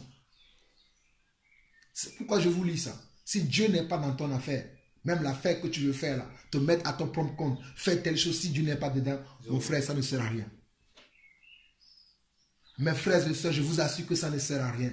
C'est pour ça que la Bible dit, fais de l'Éternel tes délices et il te donnera ce que ton cœur désire. Si tu fais des projets, parce que bon, dans le monde, on doit faire des projets, et toi aussi tu fais des projets, mais si tu ne mets pas l'Éternel dans tes projets, ça ne sert à rien. Pierre voulait aller pêcher, il n'a pas mis Dieu dans sa pêche. Est-ce qu'il a... Il a travaillé toute la nuit. Tu peux travailler toute une année, mais tu ne gagneras rien. Tu vas te rendre compte que ça fait des années que je travaille. Mais qu'est-ce que j'en gagne? Rien du tout. Parce que le Seigneur n'est pas dans ton travail. Le Seigneur n'est pas dans ce que tu fais. Ouais. Et là, lorsque le Seigneur va les voir, le Seigneur qui a toujours pitié de nous, je veux nous dire par là aussi que le Seigneur nous donnera toujours une seconde chance. Même si par moment, nous nous laissons entraîner par la chair, nous nous laissons entraîner par nos projets, nous nous laissons entraîner par nos objectifs personnels, Dieu nous tendra toujours la main. Parce que Dieu ne nous abandonne pas. Il nous le dit dans le livre de Timothée que si nous le renions, lui ne nous reniera pas. Il nous tendra toujours la main. Dieu va venir encore, il va leur tendre la main. Et il va leur dire au verset 6, il leur dit, jetez le filet du côté droit de la barque et vous trouverez. Il le jetait donc et il ne pouvait plus le retirer à cause de la grande quantité de poissons. Alors le disciple que Jésus aimait dit à Pierre, c'est le Seigneur. C'est Jean maintenant qui va être entraîné quand Pierre va dire que allons pêcher. Jean aussi l'a suivi. Vous voyez que lorsque nous sommes comme ça, si quelqu'un d'entre nous, s'il y a quelqu'un parmi nous qui peut-être par moment baisse de foi ou bien se trompe, rentre dans certaines choses, il faut que nous puissions arriver à dire, tel que je vois le frère là, ça ne va pas. Pour que nous puissions la ramener dans le droit chemin. Mais si nous le suivons aussi dans le mauvais chemin, nous allons tous partir. Ils sont tous partis à la pêche. Mais néanmoins, je reconnais que Jean, quand il a vu le Seigneur, il s'est rappelé, il a dit non, celui-là, la manière dont il fait les choses là, ça ne peut être que notre Seigneur. Et on nous dit au verset 7, alors le disciple que Jésus aimait dit à Pierre, c'est le Seigneur. Et Simon Pierre, dès qu'il eut entendu que c'était le Seigneur, mit son vêtement et sa ceinture, car il était nu et se jeta dans la mer. Les autres disciples vinrent avec la barque, tirant le filet plein de poissons, car il était éloigné de terre que d'environ 200 coudées. Lorsqu'il fut descendu à terre, il vit là des charbons allumés, du poisson dessus et du pain. Jésus faisait déjà le barbecue avant eux. Comment il a fait pour pêcher les poissons? Je ne le sais pas. Mais Jésus déjà lui-même, tout seul sur la plage, avait déjà préparé un festin pour eux. Mais frère, nous nous inquiétons pour peu de choses. Jésus a déjà tout préparé pour nous. Jésus, oh le Jésus que je sers, il a déjà tout préparé pour nous. Il a déjà dressé la table. Il nous attend simplement. Nous servons-le sincèrement. Servons-le de tout notre cœur. Servons-le de toute notre force. Ne nous inquiétons pas du lendemain. Qu'est-ce que je vais faire? Comment je vais faire? Jésus a déjà dressé la table. Il attend simplement que vous et moi, nous allons dans la moisson, que nous travaillons, que nous mettons à sa disposition les dons, les talents qu'il a mis en nous, le peu qu'il nous a donné, et Dieu s'occupera du reste. Nous nous inquiétons de peu de choses. Mon frère, je te dis ça sincèrement, ce message est pour toi. Tu t'inquiètes pour peu de choses. Oh, je ne sais pas. Il y a des choses que je ne peux pas dire. Il faut vivre ça. Je ne sais pas comment expliquer ça, que le Seigneur puisse vous aider vous-même à comprendre ce que j'essaie de vous faire comprendre. Regardez que devant, Jésus n'attendait pas déjà leur poisson. Je ne sais pas si vous... Lorsqu'il fut descendu à terre, il vit là des charbons allumés, du poisson dessus et du pain. Eux, ils allaient quoi? Ils allaient chercher du poisson. Parce qu'en temps, Jésus était parti, était monté au ciel. Ils pensaient que c'était fini, ils sont retournés. Pierre a dit, bon, je vais retourner dans mon ancienne vie. Mais frère, ne nous retournons pas dans nos anciennes vies où nous étions dans le monde. Nous pensons qu'au monde, je dois travailler parce que si je ne travaille pas, je ne peux pas payer mon loyer, je ne peux pas payer telle chose. Je ne dis pas qu'on ne doit pas travailler. Mais ne nous inquiétons pas de ces choses. Inquiétons-nous plutôt beaucoup plus de ce que Dieu attend de nous, des grâces que Dieu a mis sur notre vie. Qu'est-ce que Dieu veut que nous fassions? Moi, je m'inquiète beaucoup de cela. Qu'est-ce que Dieu a mis dans ma vie? Dieu a mis sa foi dans ma vie, il a mis un peu de sa connaissance. J'ai un tout petit peu de connaissance de Dieu. Ce n'est pas encore grâce, c'est un tout petit peu. Mais je le laisse à la disposition des frères et sœurs et je travaille avec Dieu. Et regardez au verset 9, lorsqu'il fut descendu à terre, il vit là des charbons allumés, du poisson dessus et du pain. Jésus leur dit, apportez des poissons que vous venez de prendre. Simon-Pierre monta dans la barque et tira à terre le filet, plein de 153 grands poissons. Et quoi qu'il en ait tant, le filet ne se rompit point. Jésus leur dit, venez manger. Et aucun des disciples n'osait lui demander, qui es-tu? Sachant que c'était le Seigneur. Jésus leur avait préparé déjà. Et ils sont venus. Jésus s'approcha, prit le pain et leur en donna et fit de même du poisson. Quand il leur a dit, venez avec le poisson, dans ce message-là, il y a quelque chose à comprendre. Ce n'est pas qu'il leur a dit, venez avec votre poisson. Il dit, venez, vous allez voir. Vous n'avez plus votre poisson. Parce que par moment où vous êtes inquiété, vous êtes parti voir. Venez voir. Moi, j'avais déjà préparé du poisson et du pain pour vous. L'inquiétude est quelque chose qui fait qu'on ne se consacre pas sur l'œuvre de Dieu. On ne se consacre pas sur la grâce que Dieu nous a donnée. On se dit comment je vais faire, qu'est-ce qui peut arriver. Je vous parle, mais je suis en train de parler à moi aussi. Parce que c'est le Seigneur qui utilise mes cordes vocales. C'était déjà la 3e fois, verset 14, c'était déjà la 3e fois que Jésus se montrait à ses disciples depuis qu'il était ressuscité des morts. On a vu ça tout à l'heure dans Actes. Verset 15, après qu'il eut mangé, Jésus dit à Simon-Pierre, fils de Jonas, m'aimes-tu? C'est là où je vais finir pour nous tous aujourd'hui. Parce que nous disons tous ici que nous aimons Dieu. Mais c'est une preuve pour chacun d'entre nous. Aimons-nous. Jésus lui pose la question à Pierre. Simon, fils de Jonas, m'aimes-tu plus que même ceci? Il lui répondit, oui Seigneur, je sais que je t'aime. Jésus lui dit, paie mes agneaux. Il lui dit une deuxième fois, Simon, fils de Jonas, m'aimes-tu? Pierre lui répondit, oui Seigneur, tu sais que je t'aime. Jésus lui dit, paie mes brebis. Il lui dit pour la 3e fois. Pensez-vous que Jésus, quand il pose la question comme ça, il ne sait pas? Mais il veut que Pierre prenne conscience que s'il l'aime vraiment, il doit se débarrasser de toutes ces choses-là et être à sa disposition et faire le travail, c'est pourquoi Dieu l'a appelé. Et Jésus va lui dire encore, m'aimes-tu? Pierre fut attristé de ce qu'il lui avait dit pour la 13e fois, m'aimes-tu? Et il lui répondit, Seigneur, tu sais toutes choses, tu sais que je t'aime. Jésus lui dit, paie mes brebis. Nous devons paître les brebis du Seigneur. Et les brebis du Seigneur commencent déjà dans notre foyer. Les enfants que nous avons, ce sont eux aussi des brebis du Seigneur. Les gens de nos familles, nos collègues de travail. Nous devons paître les brebis du Seigneur, mais des fois nous nous inquiétons, comme tu as l'habitude de dire, frère Bruno, de peu de choses. Ce sont des peu de choses, alors que Dieu a de grandes choses pour nous. Dieu veut faire de grandes choses avec chacun d'entre nous. Mais nous nous inquiétons de peu de choses. Qu'est-ce que la nourriture pour Dieu? Qu'est-ce que le vêtement pour Dieu? Qu'est-ce que ta vie pour Dieu? Ta vie ne tient qu'à un seul fil. Pensez-vous que nous sommes mieux que ceux qui sont morts aujourd'hui? Si ce n'est pas par la grâce du Seigneur, si ce n'est pas Dieu qui nous a fait la grâce d'être là ou encore aujourd'hui, de partager, c'est pas la grâce du Seigneur. Des fois, je suis fatigué. Dans l'œuvre du Seigneur, je vous assure que là, j'étais fatigué. Tout à l'heure, vous avez vu que dès que j'ai fini mon riz, je dormais.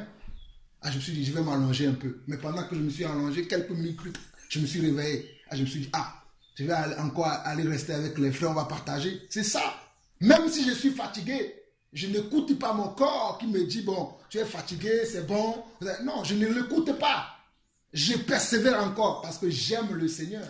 Et c'est ça l'amour de Dieu. L'amour de Dieu, tu dois le manifester à tout temps, même si tu n'as plus de force. Mais comme la Bible dit, même dans notre faiblesse, lui, il vient et il agit en nous. Regardez comment Pierre, qui a marché avec Jésus, à qui Jésus a donné toutes les révélations, mais par un moment, il va retourner où? À son ancienne vie. Parce que, souvenez-vous que lorsque Jésus a rencontré Pierre, Pierre n'était pas comme Matthieu qui était un collecteur d'impôts, un voleur, lui il était un pêcheur. Un pêcheur, il pêchait du poisson, il vendait. C'est ça ce que lui faisait. Et Jésus l'a pris là, il a dit non, je ferai de toi maintenant un pêcheur d'hommes. Normalement, quelqu'un qui est censé, il ne doit plus retourner à la pêche, puisqu'on a dit, je ne veux plus que tu fasses ça, tu vas pêcher des hommes. Mais comment se fait-il qu'il est retourné là-bas? Inquiétude. Oublier ce pourquoi Dieu nous a appelés. Se laisser distraire. C'est pour ça que je disais tout à l'heure que ne nous laissons pas distraire par les choses que nous voyons. Même si c'est des choses qu'on voit dans le monde religieux, même si nous voyons que c'est des choses que les frères pratiquent, nous devons être différents. Parce que Pierre était différent de Jean, Jean était différent de Jacques, parce que chacun avait reçu une grâce particulière pour accomplir une mission particulière.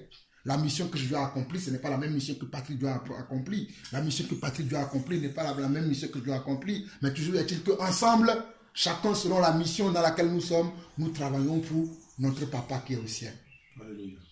Et Jésus a dit, c'est pour ça que je nous pose la question, est-ce que nous aimons réellement Dieu? Ne nous trompons pas nous-mêmes que nous aimons Dieu. Ne nous trompons pas nous. Si nous aimons Dieu, laissons Dieu travailler dans notre vie. Laissons Dieu nous utiliser. Laissons Dieu faire avec nous. Mais ne nous forçons pas nous-mêmes, pas notre chair. Non, laissons Dieu faire avec nous.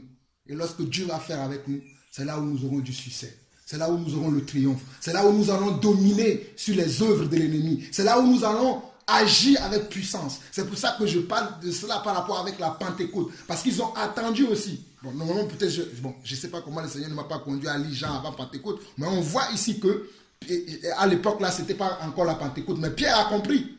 Plus tard, il était au rendez-vous de Pentecôte pour pouvoir recevoir la puissance de Dieu. Donc, nous aussi, soyons dans l'écoute du Seigneur pour recevoir ce que Dieu attend de nous, pour pouvoir aller faire un travail. On est là comme ça, mais peut-être ce qu'on dit aujourd'hui, peut-être ça ne parle pas à chacun d'entre nous. Peut-être un jour, le Seigneur te dira que tu as entendu peut-être un message.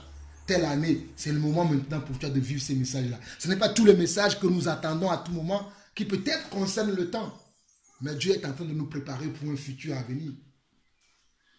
Parce que quand le Seigneur avait dit à Pierre, m'aimes-tu là, Pierre ne le savait pas. Il va être là, quand il va commencer à servir le Seigneur, il va être convoqué devant les Sanhédrins, il va être frappé, il va aller en prison. Parce que dans toutes ces choses-là, quand ces choses vont nous arriver, on peut être découragé, on peut vouloir abandonner. C'est pour ça que Jésus lui a bien dit, m'aimes-tu, parce que Jésus connaissait la suite du trajet, que vous et moi, nous ne connaissons pas. Mais lui, il connaissait, il sait les obstacles, les épreuves, les tribulations, les angoisses que nous pouvons rencontrer sur le chemin. Mais il nous fortifie. Il a dit, m'aimes-tu, tu dis, hey, si tu me dis que tu m'aimes là, perds mes brebis. C'est-à-dire, n'abandonne. Ça veut dire que tu ne dois jamais abandonner. Tu dois toujours être là où Dieu veut que tu sois. Et que chacun d'entre nous soit là où Dieu veut que nous soyons. Et soyons vraiment à l'écoute de Dieu. Concentrons-nous sur lui. C'est lui. Regardez, c'est lui qui est venu encore à leur aide. Pendant que par moment, nous allons nous laisser entraîner par la chair ou par une distraction quelconque, Dieu va venir encore, il va nous tendre la main. Malgré la distraction ou la peur ou l'intimidité qui peut nous arriver, Dieu va encore venir nous tendre la main. Mais nous, est-ce que nous serons... Pierre a tenu la main tendue. Nous avons vu la suite de sa vie. Mais est-ce que nous, aujourd'hui, c'est une main que Dieu nous tend encore cet après-midi? Est-ce que nous allons être capables de tenir cette main-là et aller jusqu'au bout de la course? Je ne peux pas vous dire que je sais ce qui peut m'arriver demain ou après-demain. Mais croyez-moi que je me forcerai à rester avec le Seigneur. Comme il y a une sœur ce matin avec qui je parlais qui m'a dit, ah mon frère, que l'amour de Dieu et la vérité qui est en toi continue. J'ai dit, ma soeur, toi aussi tu as l'amour et la vérité de Dieu en toi. Continuons ensemble le chemin jusqu'à la fin de notre vie. Parce qu'on peut être bien aujourd'hui et demain ne plus être dans la vérité. On peut être sur le bon chemin aujourd'hui et demain se perdre parce que nous avons des cas dans la Bible, des gens qui étaient sur le bon chemin, le droit chemin, mais pas pour moi. Ils se sont laissés entraîner par d'autres choses. En tout cas, mes frères, je n'ai rien d'autre à ajouter. C'est selon que le Seigneur m'a conduit. Amen. Amen. Après, c'est juste la prière que je vais faire vite fait. Après, si quelqu'un d'autre a quelque chose à ajouter. Seigneur notre Dieu, nous te bénissons encore, nous te glorifions, nous te magnifions, Seigneur.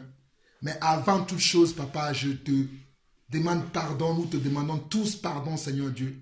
Si nous te manquons d'amour, parce que des fois nous crions, Seigneur, nous t'aimons, nous t'aimons, nous t'aimons.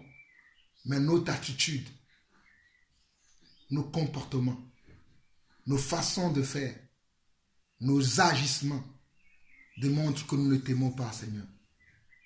Nous avons eu par moments l'attitude que Pierre a eue. Nous voulons retourner dans notre ancienne vie. Nous voulons retourner dans le monde. Mais Père, dans le nom de Jésus, délivre-nous aujourd'hui, Papa, de toutes ces choses, Seigneur, que nous pouvons rencontrer dans le monde.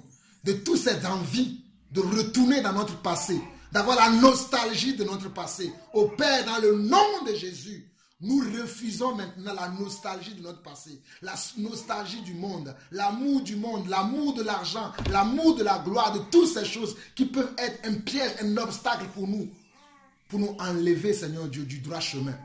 Aujourd'hui, dans le nom de Jésus, s'il te plaît, Seigneur, délivre-nous.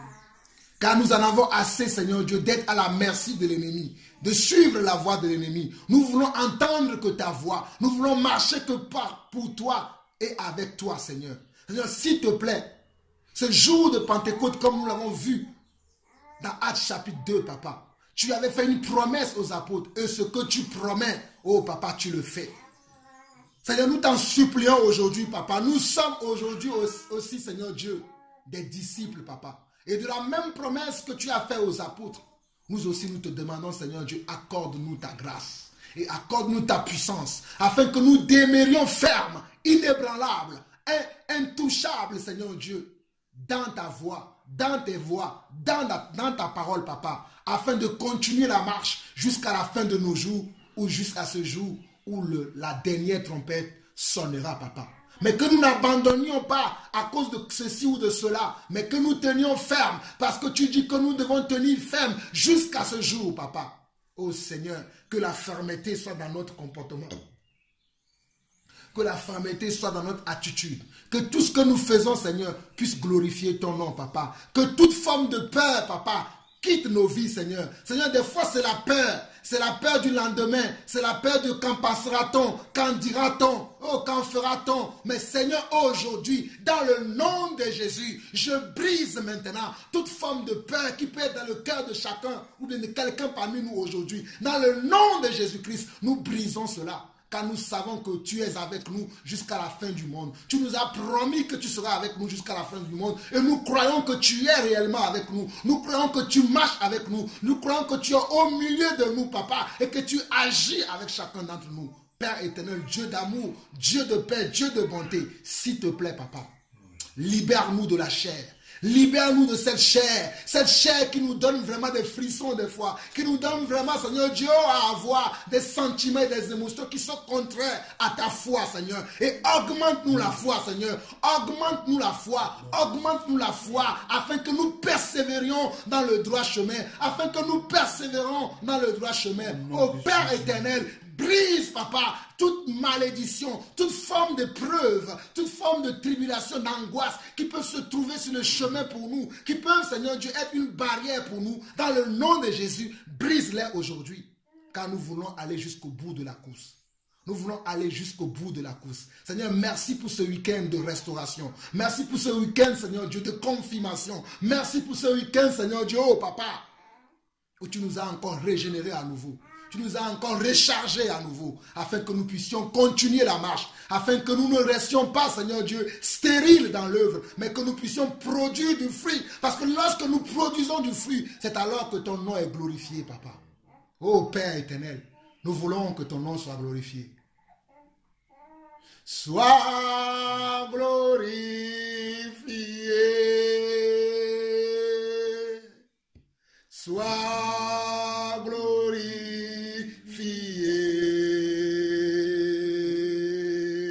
Oh, sois glorifié. Sois glorifié.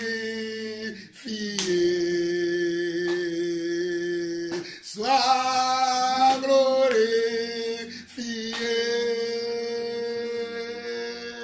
Sois glorifié. Sois glorifié dans ce temple. Sois glorifié dans ma vie. Jésus, Jésus, sois glorifié.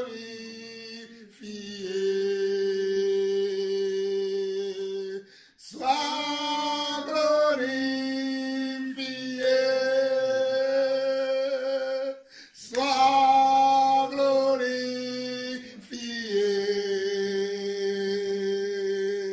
Sois glorifié. Sois glorifié.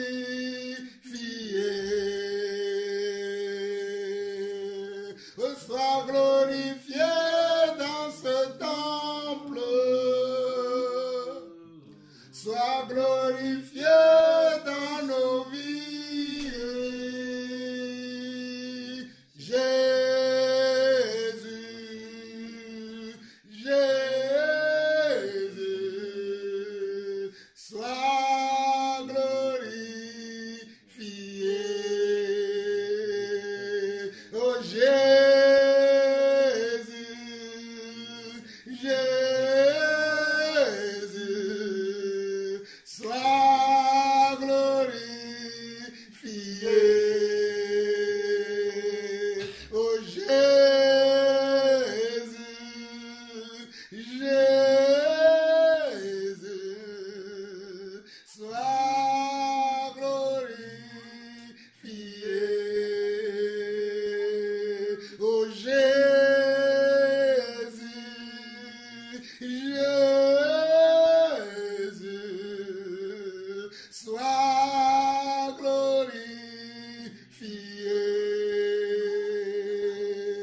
Oh, sois glorifié.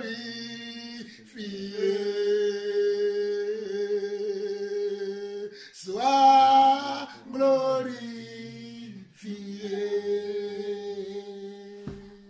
Sois glorifié.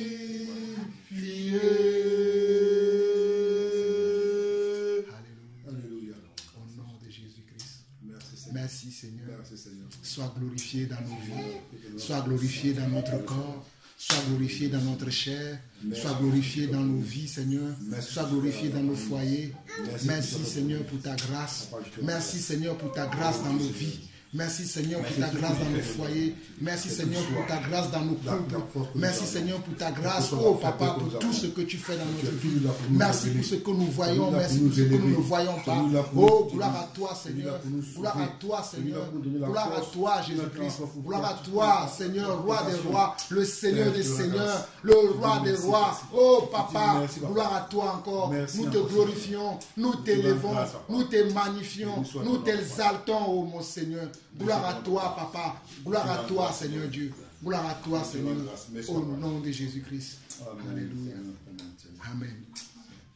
Je ne sais pas si quelqu'un d'autre a quelque chose à ajouter ou si c'est la prière, la louange. Allez-y.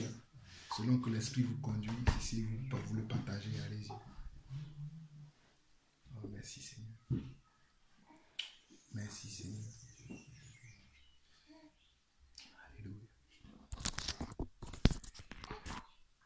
Seigneur mon Dieu, Dieu Tout-Puissant, Dieu d'Abraham, d'Isaac et de Jacob, mon Dieu, mon roi. Seigneur, nous voyons que nous avons encore du travail à faire. Nous voyons que nous avons encore du travail à faire, Seigneur Dieu. Père, mais tu as dit que tu es avec nous tous les jours jusqu'à la fin du monde. Nous croyons en cette parole. Je crois ce que je dis, Seigneur Dieu. Je dis ce que je crois, Seigneur Dieu Tout-Puissant. Que tu es avec moi tous les jours. Viens me reprendre, Seigneur Dieu Tout-Puissant. Aide-nous, Seigneur Dieu, à ne pas nous voiler la face, mais à être concret, Seigneur Dieu Tout-Puissant. À nous examiner, à rentrer en nous-mêmes et nous examiner. Mettre tous nos acquis, Seigneur Dieu, à la poubelle. Et regarder réellement, Seigneur Dieu Tout-Puissant, si nous marchons réellement dans la foi. Si nous n'avons pas déjà baissé les bras, si nous n'avons pas déjà fléchi les genoux, Seigneur Dieu Tout-Puissant, aide-nous, Père de gloire. Relève-nous, Seigneur Dieu Tout-Puissant. Chasse l'incrédulité, chasse l'endurcissement du cœur, chasse les distractions, Père de gloire, Dieu Tout-Puissant. Ô Seigneur, viens au secours de tes enfants. Au secours, Papa, viens nous délivrer, viens nous purifier.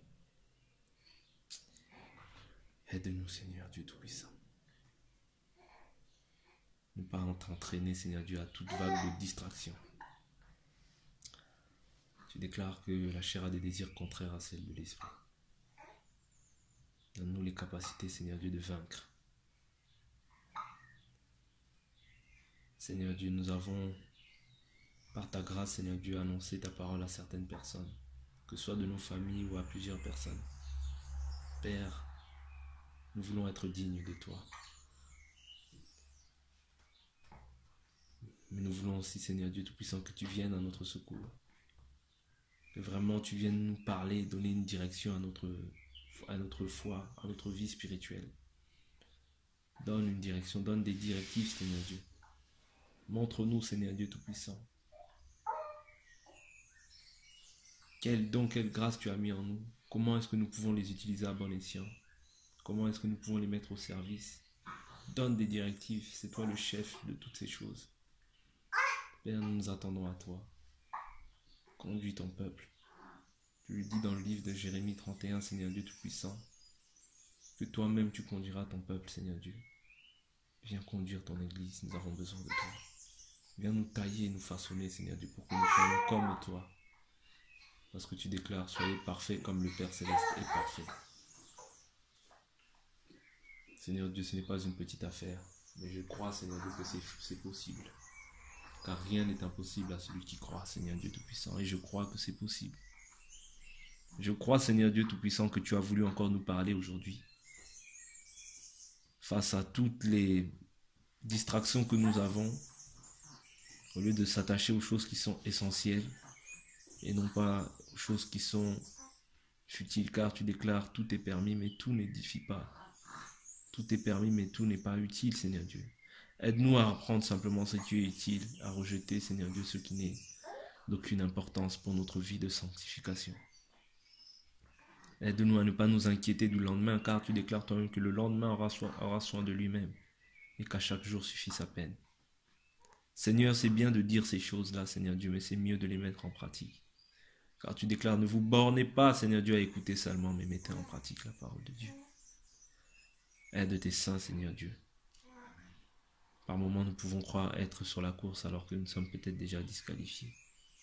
Mais Seigneur Dieu, j'ai cette foi, Seigneur Dieu, que quand nous venons devant toi, Seigneur Dieu, que nous crions à toi, Seigneur Dieu, quand Israël criait à toi, Seigneur Dieu, ô Père de gloire, quand il y avait la famine, quand il y avait des guerres, Seigneur Dieu, ils venaient crier à toi, Seigneur Dieu, tu leur donnais de l'aide. Tu venais à leur secours, Seigneur Dieu, aujourd'hui nous sommes le peuple de Dieu. Nous reconnaissons notre misère, nous reconnaissons, Seigneur Dieu Tout-Puissant, que nous sommes aptes à vouloir, Seigneur Dieu Tout-Puissant, mais d'accomplir. Là où est la difficulté, c'est l'accomplissement des choses. C'est pourquoi aide-nous à accomplir, aide-nous à marcher, Seigneur Dieu Tout-Puissant, à ne plus être boiteux dans notre marche, mais à nous attacher à toi, Seigneur Dieu Tout-Puissant. Père, merci encore pour ce partage. Père, merci encore pour ce partage, Seigneur Dieu, qui m'a encore troublé, Seigneur Dieu, et qui me met encore, Seigneur Dieu, dans lequel je dois encore m'examiner, rentrer en moi-même, Seigneur Dieu, pour voir ce qui est bancal dans ma vie. Seigneur Dieu Tout-Puissant, ne reviens pas tout de suite, Seigneur Dieu Tout-Puissant, parce que j'ai encore des choses à travailler, au Père de gloire. J'ai encore des choses à perfectionner, Seigneur Dieu Tout-Puissant. Regarde aussi ma famille, Seigneur Dieu, qui ne sont pas encore dans le Seigneur. Regarde encore aussi tous les membres de nos familles qui ne sont pas encore dans le Seigneur. Père de gloire, toi-même tu dis, Seigneur Dieu Tout-Puissant, dans ta parole, que tu uses de patience, voulant que nul ne soit condamné, Père de gloire, mais que tous parviennent à la repentance. Ô Seigneur, use encore de patience. Je t'en prie, Seigneur Dieu, pour tous ceux, Seigneur Dieu, qui n'ont pas encore accéder au salut. Car nous-mêmes, Seigneur Dieu, qui sommes, Seigneur Dieu, entrés dans ce salut, nous avons par moments des difficultés. Viens soutenir tes enfants. Viens fortifier tes enfants.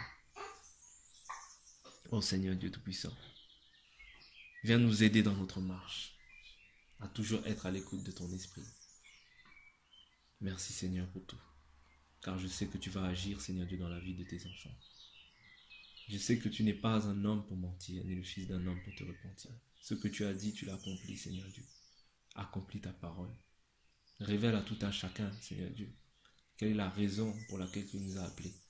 Pour être sauvés, bien sûr. Quels sont les dons, les grâces, les talents que tu as mis en chacun d'entre nous.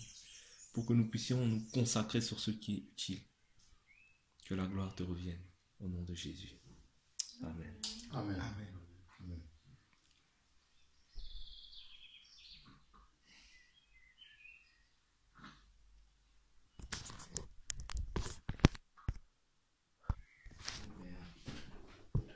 Non seulement, Père, nous voulons te connaître, Père, mais Seigneur, il nous est important d'être des témoins, Seigneur, autour de nous, de ce qui se passe, Seigneur.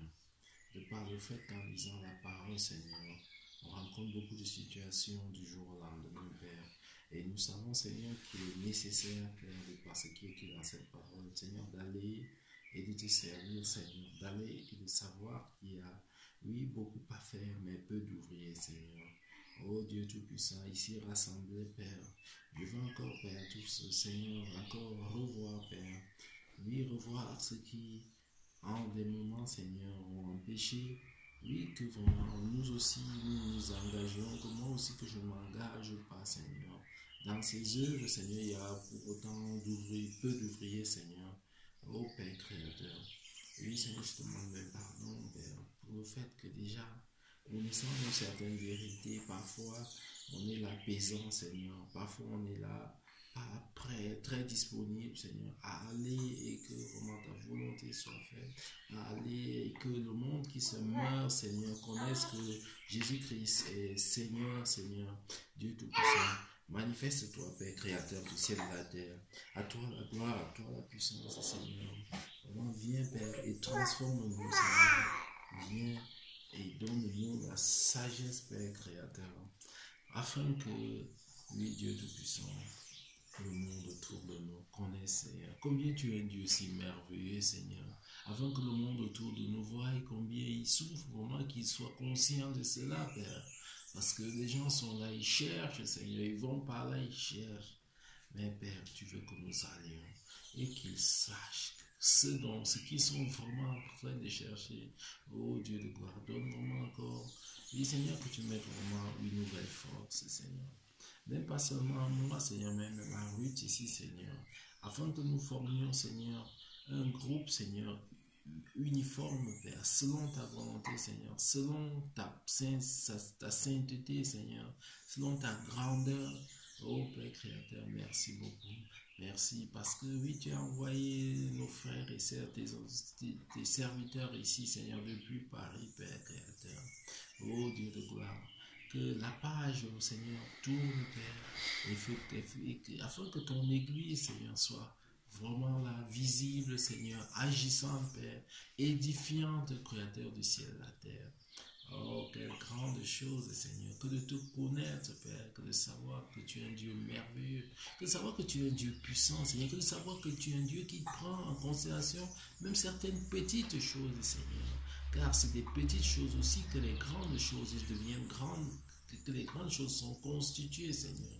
Père, aide-nous vraiment à être minutieux, Père Créateur, dans ton Église, dans ton royaume, Seigneur. Oh Père, mets vraiment quelque chose en marche et nouvellement aujourd'hui, Seigneur, avec un moteur, Seigneur, à la hauteur de certaines situations, Seigneur, des situations qui nous entourent, des situations qui entourent ton Église ici à Pushundava Nürnberg, Seigneur. Oh, à toi la gloire, Seigneur, à toi la paix, à toi l'amour. Seigneur, donne-nous vraiment de la force, Seigneur, donne-nous de la sagesse, donne-nous de savoir être prêt, Seigneur, quand tu en as besoin, Père Créateur. Oh, merci, Seigneur, au nom de Jésus-Christ, et en prière. Amen. Nous te disons merci, Seigneur. Merci, Seigneur. Nous te disons merci, Seigneur. Merci, Seigneur. Pour la vie, nous te disons merci, Seigneur. Merci, Seigneur. Nous te disons merci, Seigneur. Merci, Seigneur. Pour ton amour, nous te disons merci, Seigneur. Merci, Seigneur. Te disons merci, Seigneur. Merci, Seigneur. Pour ta grâce, nous te disons merci, Seigneur. Merci, Seigneur. Te disons merci, Seigneur. Merci, Seigneur. Merci beaucoup. Merci, Seigneur. Merci infiniment.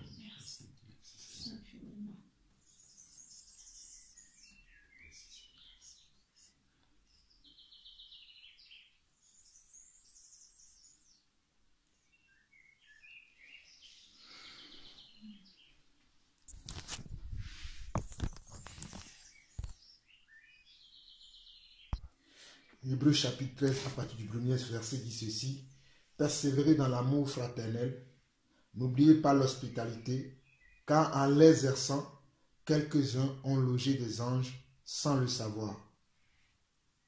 Qu'est-ce que la Bible dit? Il dit n'oubliez pas l'hospitalité, car en l'exerçant, quelques-uns ont logé des anges. Donc moi je vous remercie déjà pour l'accueil que vous nous avez accordé depuis vendredi. On était à Mannheim et samedi on est descendu ici à Puschendorf à Nuremberg et l'accueil continue dans nos partages, dans le partage de la parole et tout ça. Franchement, ça m'a aussi beaucoup touché. Je prie que le Seigneur lui-même vous rende au centuple tout ce que vous avez pu dépenser, hein, le temps, l'argent, la nourriture, tout, que le Seigneur lui-même vous rende, parce que c'est selon sa parole. C'est pour ça que je vous lis cette parole, pour que vous sachiez que c'est ça, c'est ce à quoi Dieu nous appelle au fait, à être vraiment accueillant, à avoir une bonne attitude lorsque nous recevons des frères. Et en le faisant, nous ne sommes pas des anges, mais vous pouvez recevoir aussi des anges chez vous. Et moi aussi, j'ai l'habitude de recevoir les gens chez moi à Paris. Et au verset 3, il dit, souvenez-vous des prisonniers, comme si vous étiez aussi prisonniers de ceux qui sont maltraités, comme étant aussi vous-même dans un corps.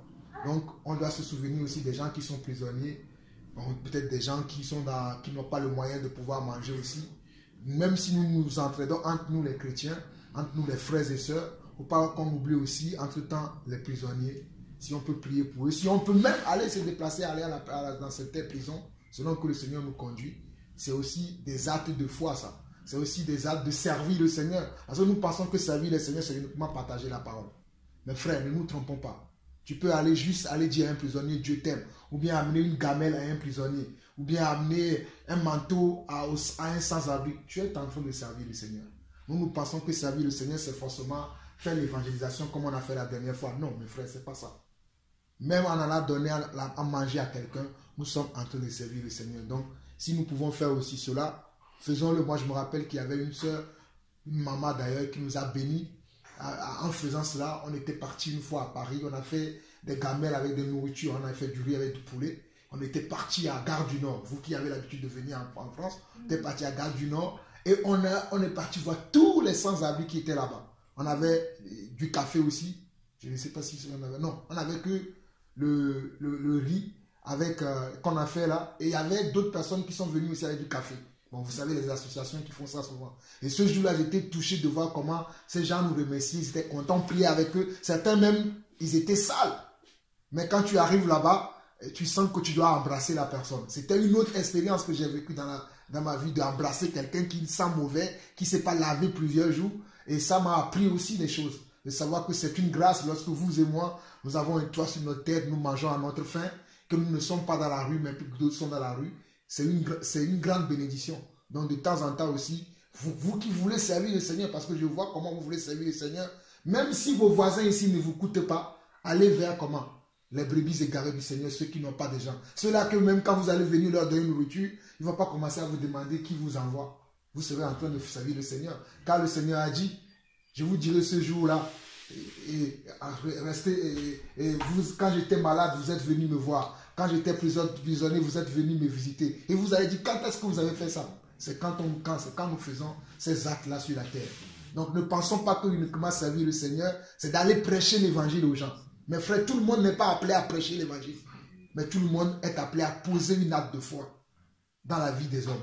C'est ce pourquoi je voulais vous encourager. Nous encourager, nous tous. Ce que j'ai dit est valable pour moi. Moi, je ne m'arrête pas simplement à prêcher l'évangile. Il m'arrive des fois d'aller chez les gens, de partager avec les gens et de venir même ne pas parler de la parole.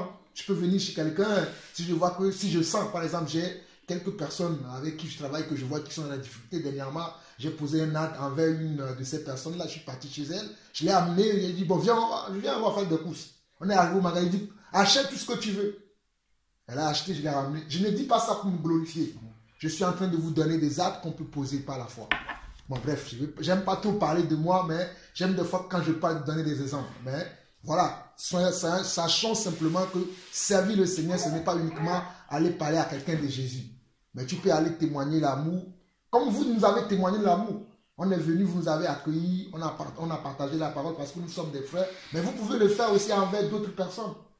Je pense que dans cette ville, il doit y avoir des gens qui sont dehors, ou bien à Manuel, des gens qui sont dehors, qui n'ont pas de quoi manger. Vous pouvez le faire aussi là-bas.